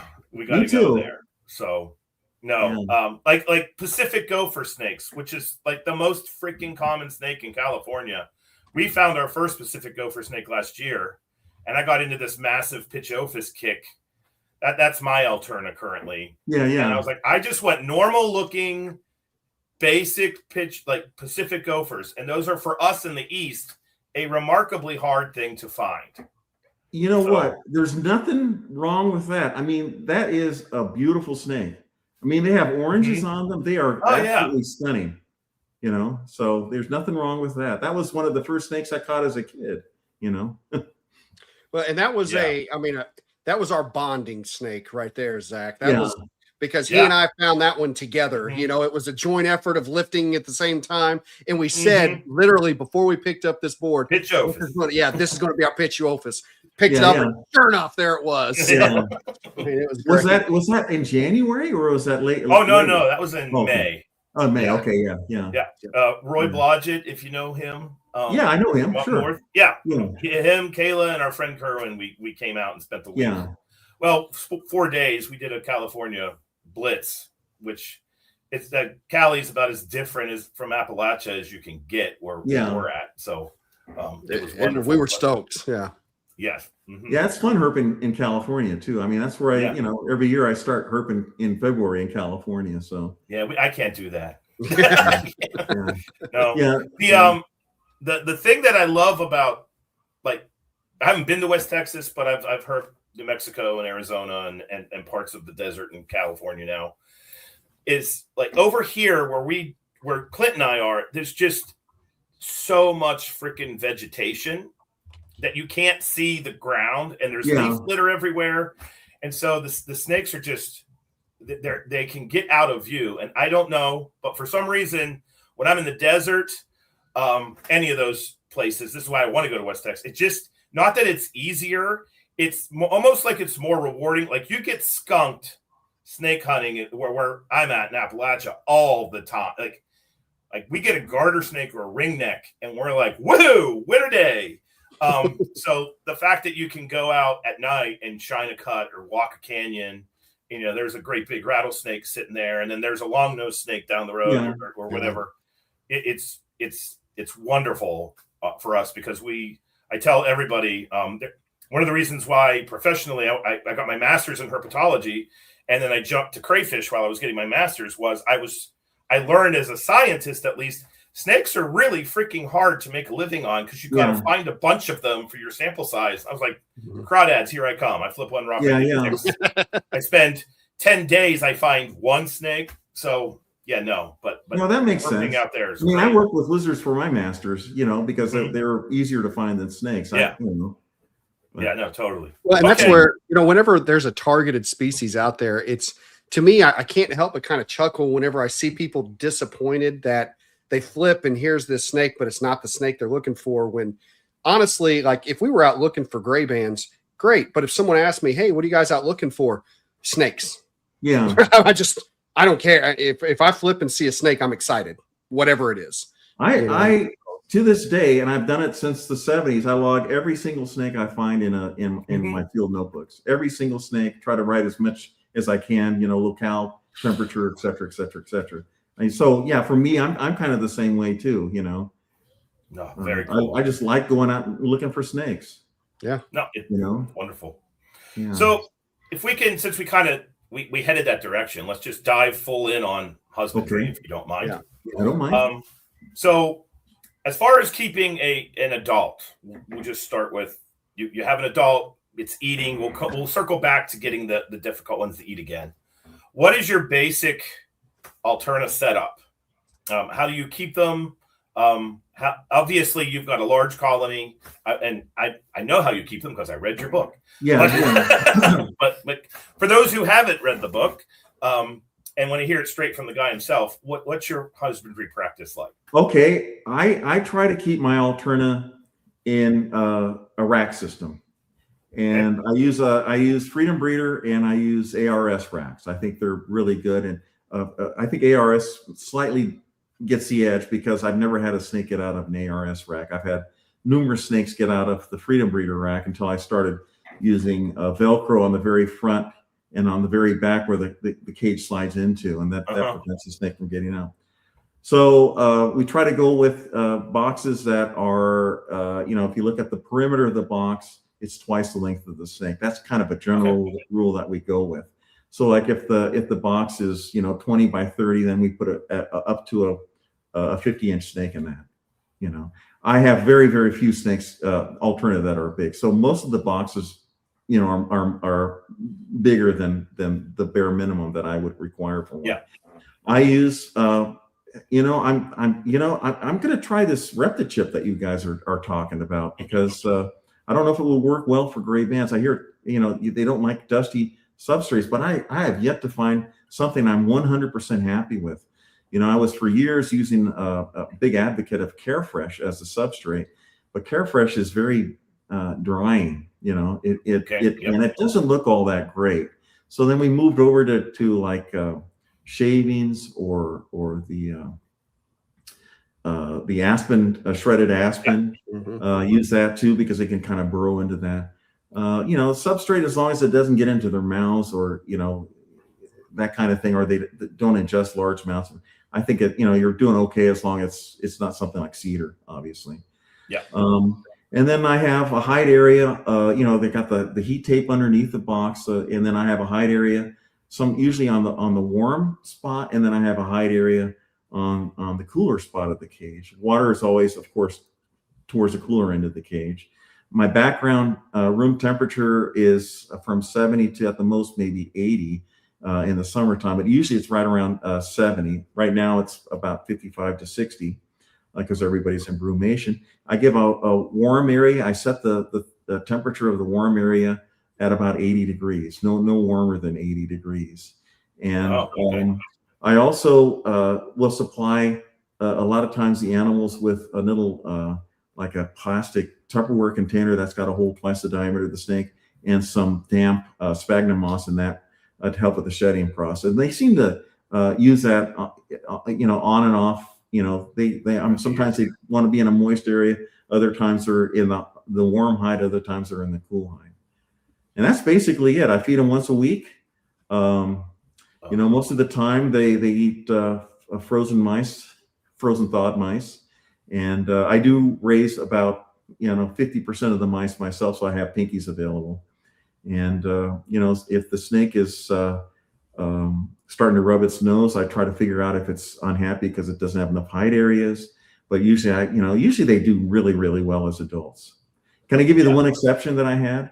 Go for it, please. The one exception I had was the only Waco mountain animal I ever found. It was about a 3-foot individual when I caught him, and that was in 2005. And for the first year that I had the snake, all I could get it to eat was one Uta. That's all it was, one Uta. And I was like, what the hell is going on with this thing? And so we started, trying other things, and we found a run over white-footed deer mouse. And I froze that animal to try to, get rid of most of the parasite, at least like the nematodes, thing like that. Threw that in with the snake, and it gobbled it up. And it turns out that's what it was just tuned into eating. So from then on out, if I found another DOR paramystica, I'd bring it back, and then I put domesticated mice in with it, frozen thawed, and it started eating that. Now the thing is it's my biggest Grey-Banded Kingsnake 20 years later. It's doing great. Holy hell. Wow. And not only is it my biggest I won't get into that. We'll get into that when we talk about breeding. Okay, there we go. Yeah. Perfect. So that's cool. The babies. So the babies are a little bit of you can see my baby snake rack. Yes, it's right there. Yeah, right there. That is, if I can put another word in for ARS, that is the best baby snake rack I've ever had. I've never had a baby, even a microscopic baby, get out of it. For some reason, it is just, the tolerances are just amazing. And they're really pretty expensive, but it's a great baby snake rack. I've not had anything get out. And that's why it's in my house. Yeah. I've had snakes get out of the house, and then we have people that don't want to come back in because they're terrified that there's a snake loose. But nothing gets out of here. So it's just a tiny little box that I use, but it's pretty long.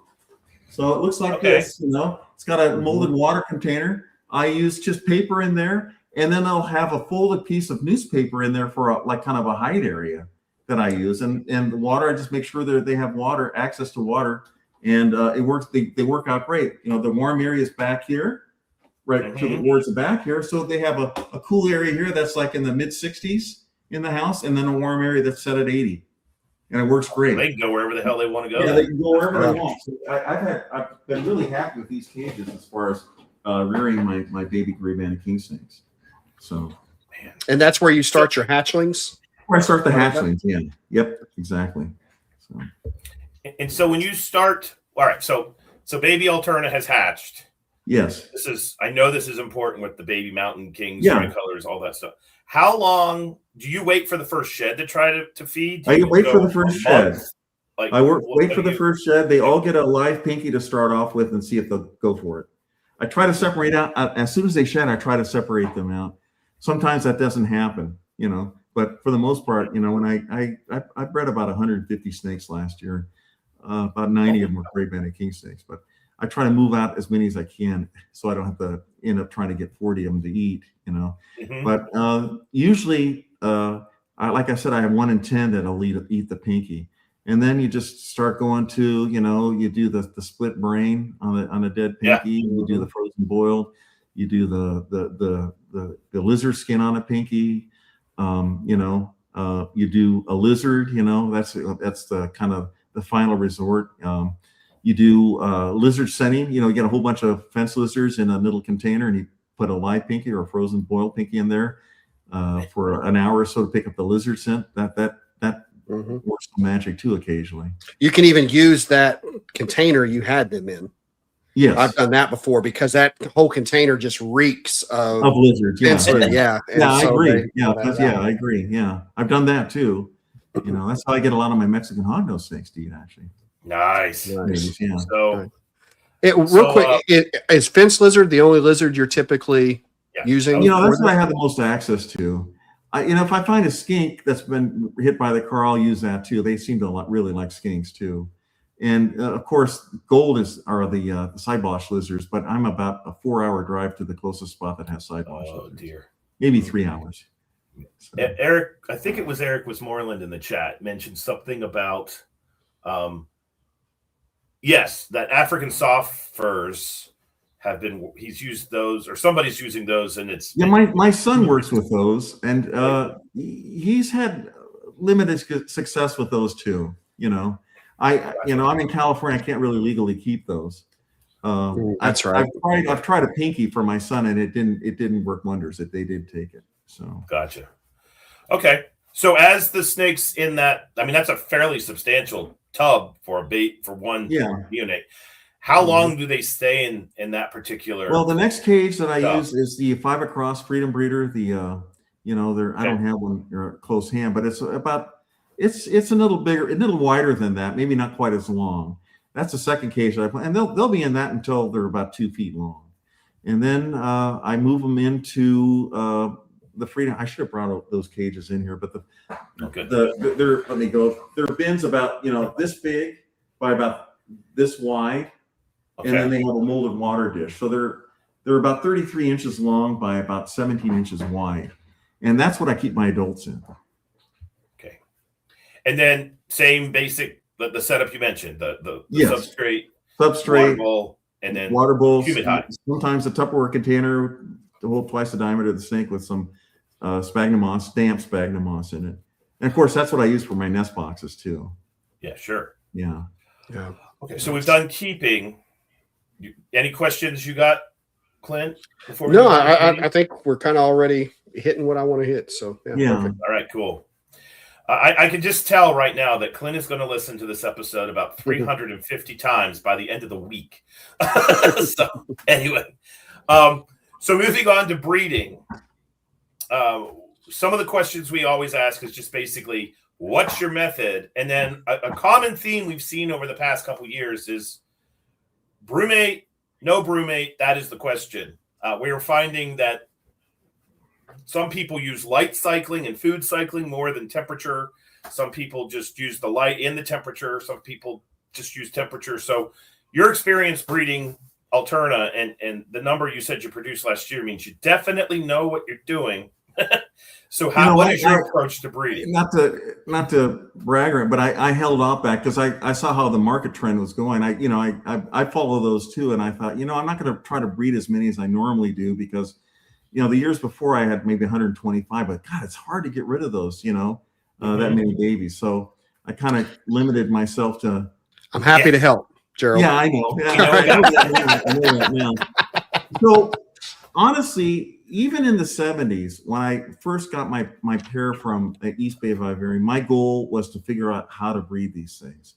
And I had read Ernie Wagner had an article. I don't remember where he published it, but he had talked about breeding colubers, especially corn snakes, and just using photoperiod to get them to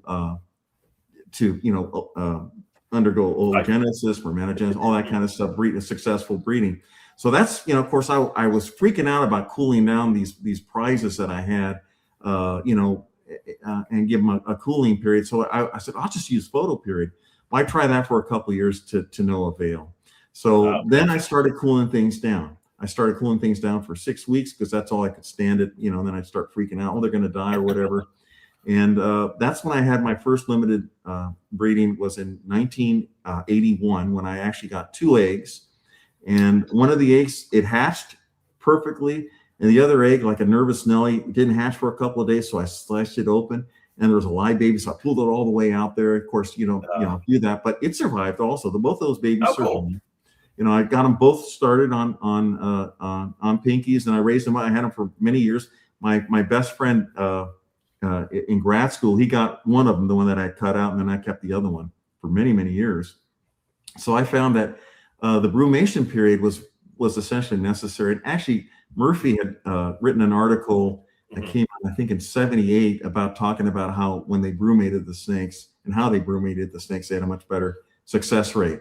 So I started brumating them, you know, and like I said, I'd start out 6 weeks, then I go up to 10 weeks. Now I go sometimes 4 months, to be truthful with you. Listening earlier, you guys were lamenting the fact that you're having kind of unstable temperatures, a temperature variance, you know, and your room went up to like 65. You said, yeah, mine did too. Even last year, I was having problems keeping my room under 60, which I thought was the primo. And I found over the years that as long as they have like 3 to 4 weeks where it's cold, like where it's in the 50s, you're going to get underbreed. And I find also it's going to be totally different than what other people find. But I find if I take them out, you know, I used to always take them out Valentine's Day, the 14th, put them down November 14th, gave them exactly 3 months of a brumation period after I let them clean out their guts from November 1st. And even if I waited till the middle of March, they always seem to breed in April for me. So it didn't. So, you know, I'm getting old, so I'm thinking, hey, I'm gonna, you know, this is a break. You know, I'm gonna increase my break from 3 months to 4 months from these animals. You know, just because they're gonna probably breed the same time they usually do. So, like I said, I pull them out. I start feeding them after maybe about 10 days after the cool down. I heavily feed the females. I feed the males once a week, and then I start 6 weeks after I pull them out. I start putting them together nowadays, or 2 months after I pull them out of brumation, put them together, and then usually 6 weeks to 2 months after that, I start getting eggs. Incubate the eggs around 80 degrees. It takes about 70 to 80 days for them to hatch. So usually by starting in early August through early October, that's when I get my hatch. Quick question, going back to the localities. Do you notice any differences in size hatchlings from the different localities? Not really. I do notice a difference in when certain localities breed. It seems like the Montane ones breed pretty early, and the ones from further east breed later on. You know, although there's always going to be exceptions to that. Always. You know? See, now you're going to make me go do geography, Gerold, because I know the names of localities, but I don't know where they actually are. Well, like the Davis Mountains are further west, and then like Langtree and 277 are further east. But you know, the 277 seem to be the last ones that I have that breed. So it's not like I said, a hard and fast rule. You know, interesting. But it seems like the ones that are in the mountains, they tend to breed a little bit earlier than the ones that are in the lower areas like Langtree or Juneau. We just had a question pop up that I think is a good one. So we were talking about brumating non-eating hatchlings, and whenever you're doing that, are you brumating your non-eating hatchling as long as 4 to 6 weeks? I do 4 to 6 weeks. Okay, perfect. That's kind of where I was thinking too. So yeah, I do 4 to 6 weeks.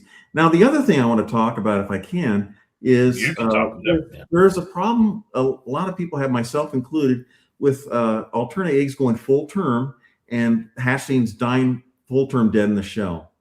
And also problems with severe spinokinesis where they have kinked spines. That's also been a big problem. And I was talking to my friend Dale DiNardo, who's a veterinarian, and he said that might indicate that the females are not getting enough calcium or vitamin D3 in their diet. So I started supplementing the female diet with like Repcal or the I can't remember the other one, but Repcal was a good one that I first used because they gave it to me for free at a there you go, one of the shows, you know. So okay, I'll use this stuff, and it worked wonders. I increased my odds of having full term success hatch and fewer babies that were kinked. And so I used it not very much. I used it maybe on 2 meals in the fall, and 2 meals a month in the fall, and 2 meals a month in the spring. And then, people would overdose the animals with vitamin D3, or they'd use too much of the calcium and it would start having problems. So I if you want to do it, I recommend you kind of not do it a lot. There's a certain point where it's going to be overkill and it's going to be really harmful to the animal. So I'm going to try that. I've had a similar situation happen with other species where full-term dead and egg babies. And some of the things that, after talking to others, that I was looking at was humidity and overall, it's going to go together, but overall airflow. So maybe the egg wasn't getting enough oxygen and died out there. I've heard that too. I've definitely heard that as well. Yeah. And then also, with the too much humidity, like it ended up, they just absorbed too much and drowned.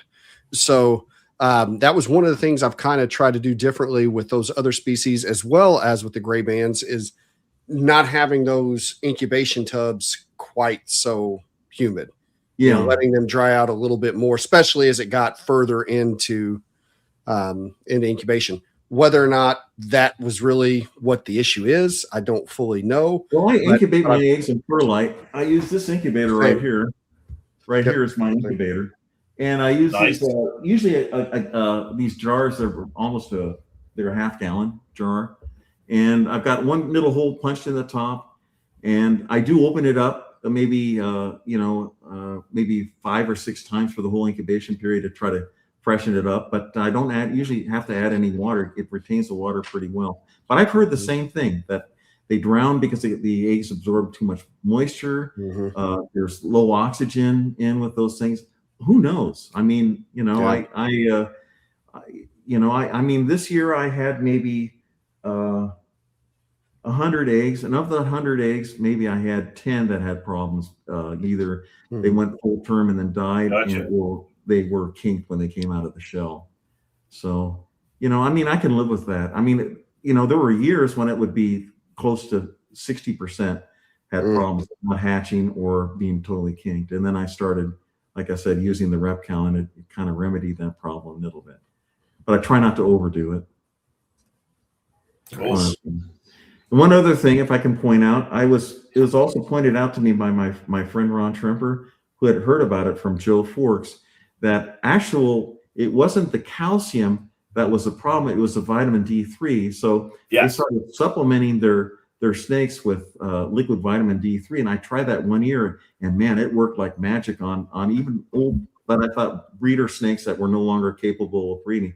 But again, that's really playing with fire, because the dosage, you don't know how much dosage you're supposed to use. And that stuff is actually made for humans, the vitamin D3 liquid drops. So again, I kind of refrained from using that because I had other friends that had problems using it.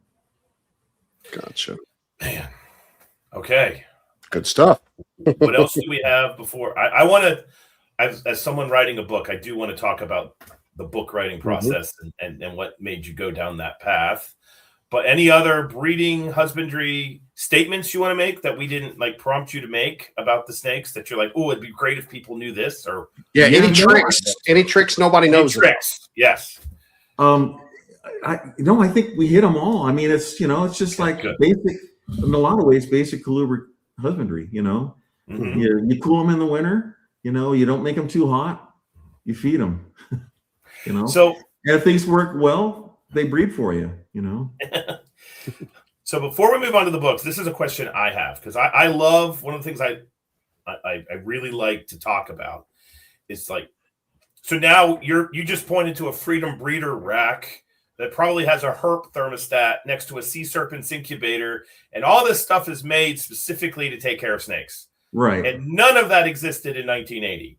None of it. So how are you keeping these in 1980 compared to the today? metal locking top cage? That was a high-tech cage that we had. And that was from the 60s. So were you keeping them in just aquaria? Yep, definitely aquaria that were actually had a sliding screen top. That's what I used. Yes. Yeah. But were you did you? I talked to a lot of people that kept in the 80s, and they mentioned like we just thought we had to keep everything warm because it's a reptile. I did too. Yeah, I didn't thing, believe in fluctuating the temperature. You know, I didn't. You know, I'm a firm believer in that nowadays. Definitely. You know. Yeah. When would you say that shift happened, where everybody kind of realized, oh, maybe we should be keeping them cooler, maybe we shouldn't be keeping them in the 80s? What do you think? In the 80s?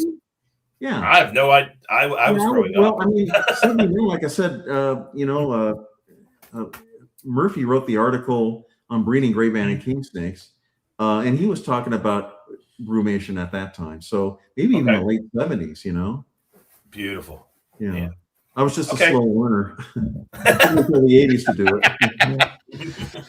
I can tell you it's still the most common issue that I see from new reptile keepers is because it's still kind of hammered into everyone's head. You got to keep reptiles warm. You got to keep them warm. Yeah, and they keep normally the same. Yeah, they're overheating them. You know, it's what happens. I mean, maybe with a tropical boa, that makes sense. But you know, colubrids, you're not doing them any favors by keeping the temperature the same. Right.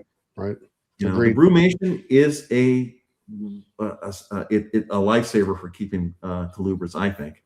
I mean, I've had some colubrids like Sonora Mountain Kingsnakes I've had for well into the 30s. I mean, I've got one now that I caught in 94 that's doing great. And I think a large part of that is you cool them down in the wintertime, which is what they're used to. That's what they're designed for. Biologically, they evolved to do that. Like that is part of their 12-month cycle. Yeah. I have at the university we have a bunch of spotted turtles, box turtles, wood turtles, and we're kind of segueing to turtle conservation. And these animals were confiscated on their way to Asia at an airport, so they are not in good shape.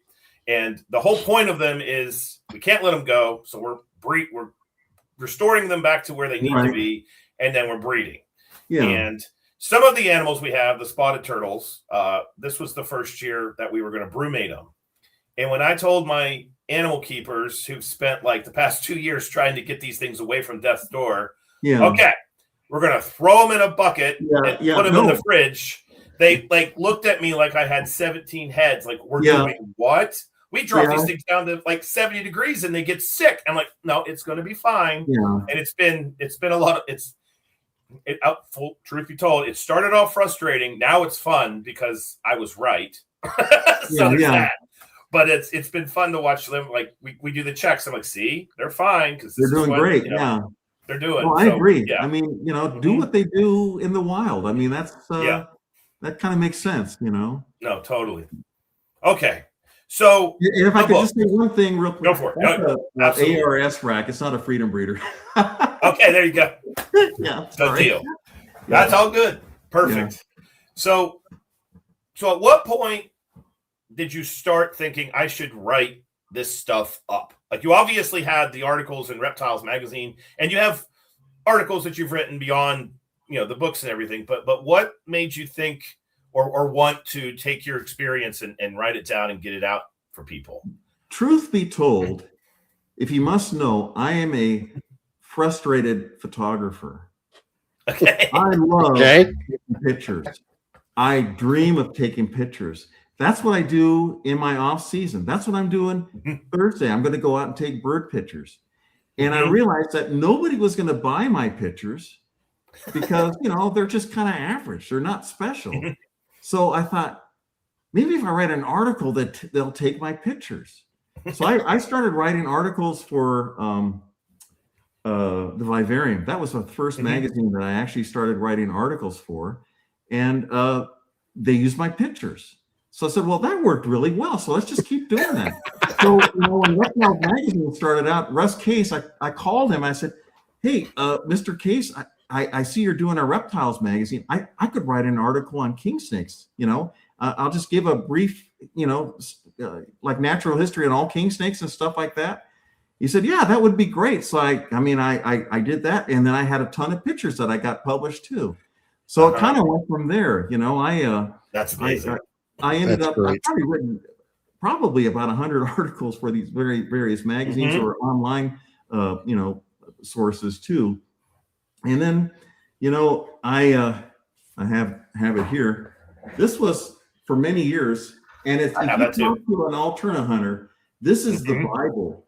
This is the Bible. Everybody that hunts alternas has a copy of this. This Denny Miller master's thesis on the life history of the Grey-Banded Kingsnake. When I go out to Texas every year, I read this front to back. It's like I said, every year. So and it was just so nicely done, I thought. And then the second edition of Alan Tennett's book came out on Texas Snakes, and it had pages and pages of alterna natural history. So I thought, man, wouldn't it be great to do a book like this? And then I got a call from Mitch Molks and said, Gerold, I noticed you've got a lot of pictures. How would you feel about writing a book on mountain king snakes with me? I said, that'd be great. We'll use your pictures. Even better. So he wrote the book. I took all the pictures, and it was a great little book that he had made, and his brother, Luke Molks, was a publisher, and Luke Molks was 21 years old, So I said, well, I'm going to talk to Luke about writing a Grey-Banded Kingsnake book. So I talked to Luke and said, that'd be great. I'd be really up for that. So that's how that first Grey-Banded Kingsnake book got done. And then I looked at it, I said, my son is a veterinarian. I said, Walter, you could write a section on medical concerns of Grey-Banded. I could write a section on captive care. We could kind of expand the book. And this was about 2015 or so that I started thinking of that. So he and I just started taking tons of pictures of various locales and habitats, and got him to write the stuff on that. I said, we'll just use some of the same stuff we had in the first book, like alternaculture, maybe up the evolution, because Bob Hansen and Jerry Salmon had written a couple of articles on the evolution of Grey-Banded. We'll include information from that, and we'll do your, like I said, my captive care. So we added up twice as much text, or 3 times as much text, and twice as many locales, and that's basically what happened. And I approached Eco Press, and they said, yeah, we'd love to help you out. And they did all the layout, and that's kind of how it happened. So when you write, this is real for me right now, Gerold, because I'm in it. Well, I got a question for you after this, Zach. Okay, go for it. You go ahead. You go first, buddy. You go first.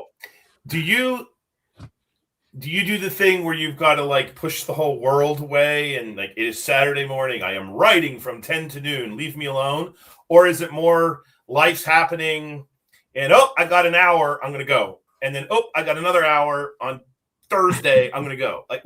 I love asking this question. I ask every single person. Yeah. Truth be told, Walter and I wrote the Alterna book when we were in Texas. And for the first few days, we were locked in a room in the daytime with each other. And it felt like George Costanza and Jerry Seinfeld writing their screenplay, We would write one word. That's great, That's really good, So, and that's how it started out. But, we finally got some of the stuff written. And then I remember Dr. Harry Green suggested, hey, Gerold, you should do an alternaculture part. And I remember I had a laptop and we were going someplace and I wrote that whole thing on my laptop while we're driving down to Southern California to see my parents. So I'm more of the kind of guy that I write when I can. I wish I was, because I'm supposed to be writing another book now and I just cannot get into it. I wish I was like, I imagine you are, where you read a book. And then I remember on Platt's hognose snake paper, you came up with a quiz, and you flunked the quiz the first time after 2 weeks, right? And I wish I was more like that when I'm writing something, because there's so many different articles you got to include it, and I used to always put it on an index card, what little notes like that. I just don't have the discipline anymore that you do. Now, my question for you, Zach. Sure. Did you write a quiz on my Alterna book? I did not write a quiz on your Alterna book because I wasn't writing an Alterna book. That's why. I know. Now, I will say that before we go to West Texas, there will be quizzes for Clint that he will have to pass before we buy the plane tickets. Well, I was just sitting here thinking, Gerold, why couldn't you have showed that Alterna Bible, just a month ago? Because that would have been a big nudge to Zach as a Christmas gift. Hey, buddy, I'd love one of these. Yeah, yeah. Mhm. You don't have the book yet.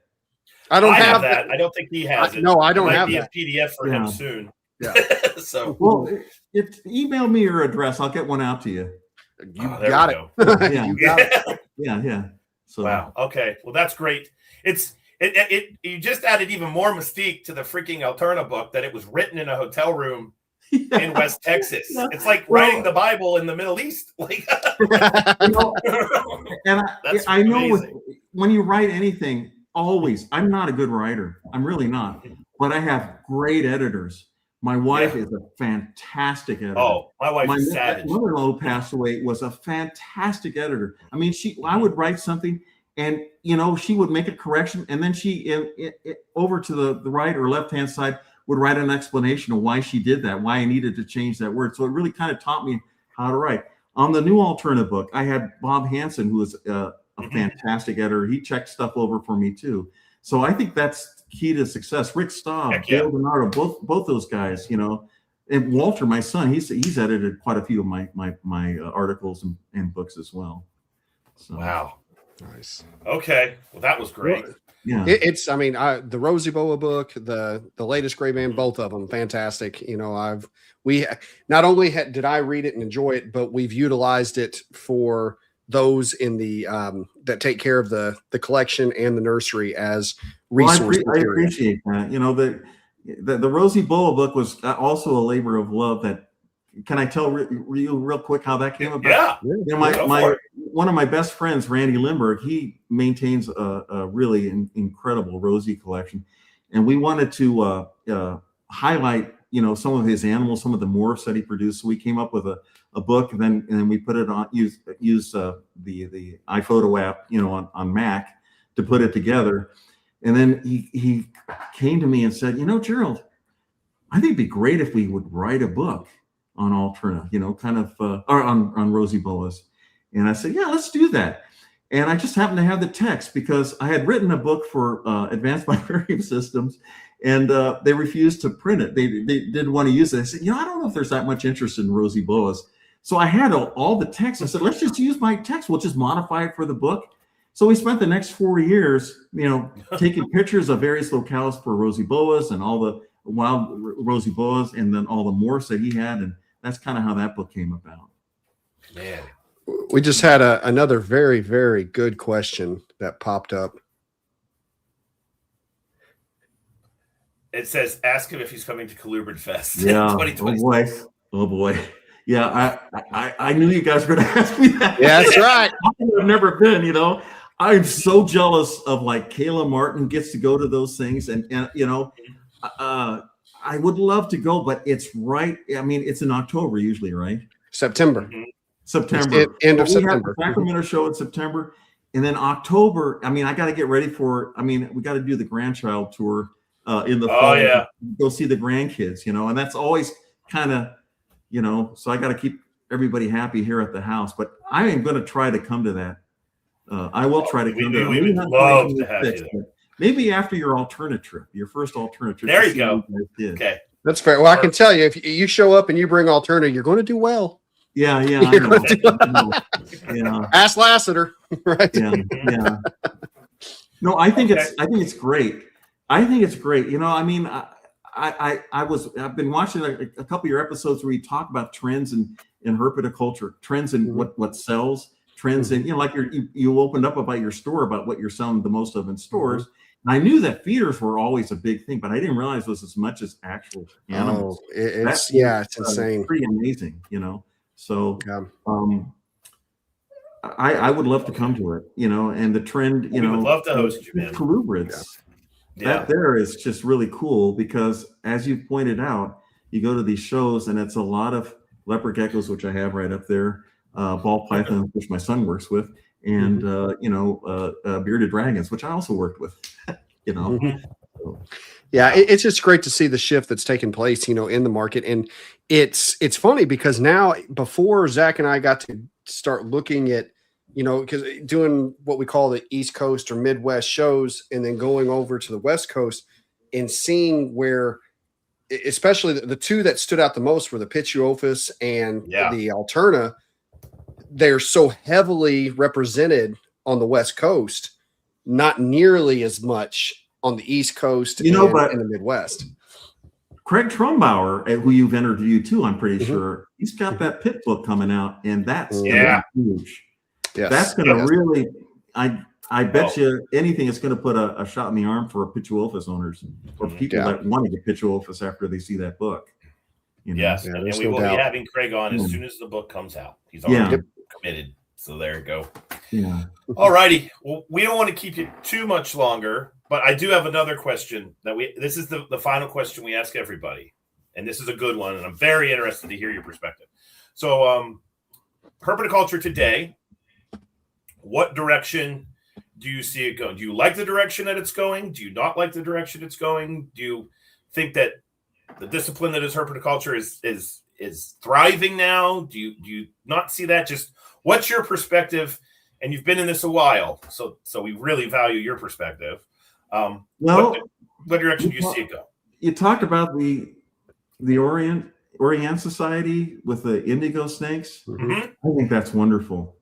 I really do. I think it's wonderful to take an animal, and that was in the wild, that's, pretty much gone from a lot of areas where they were very once plentiful, and trying to replenish that. I see herpetoculture going that direction, where we're actually going to be able to turn some of the animals that we produce, as long as they're from the same locale.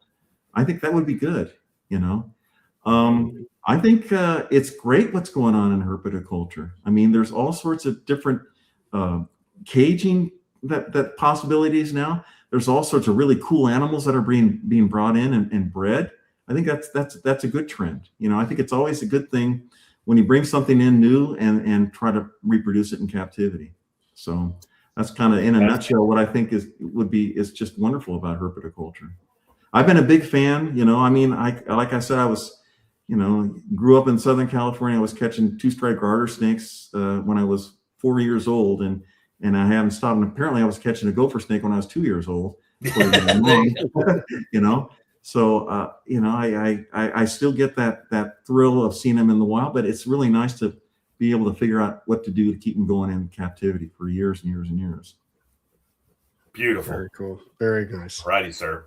Well, thank you so much for coming on. This was fantastic. Well, guys, I'll come back next week if you want me to. I mean, we will have you back on. If you want to come back on this year, springtime, done. Yeah, like I said before we started recording, I want a Mexican hognose snake episode, and if you're volunteering that is done. Yeah, I will definitely volunteer that. Yeah, I've even got more slides. You kind of got me yesterday. Well, do you have any slides that you could send me? And thinking, they're all on my other hard drive. Yeah, around for those, but anyway. Mm-hmm. Oh well, yes, no. So we will definitely have you back on. We would love to have you back on.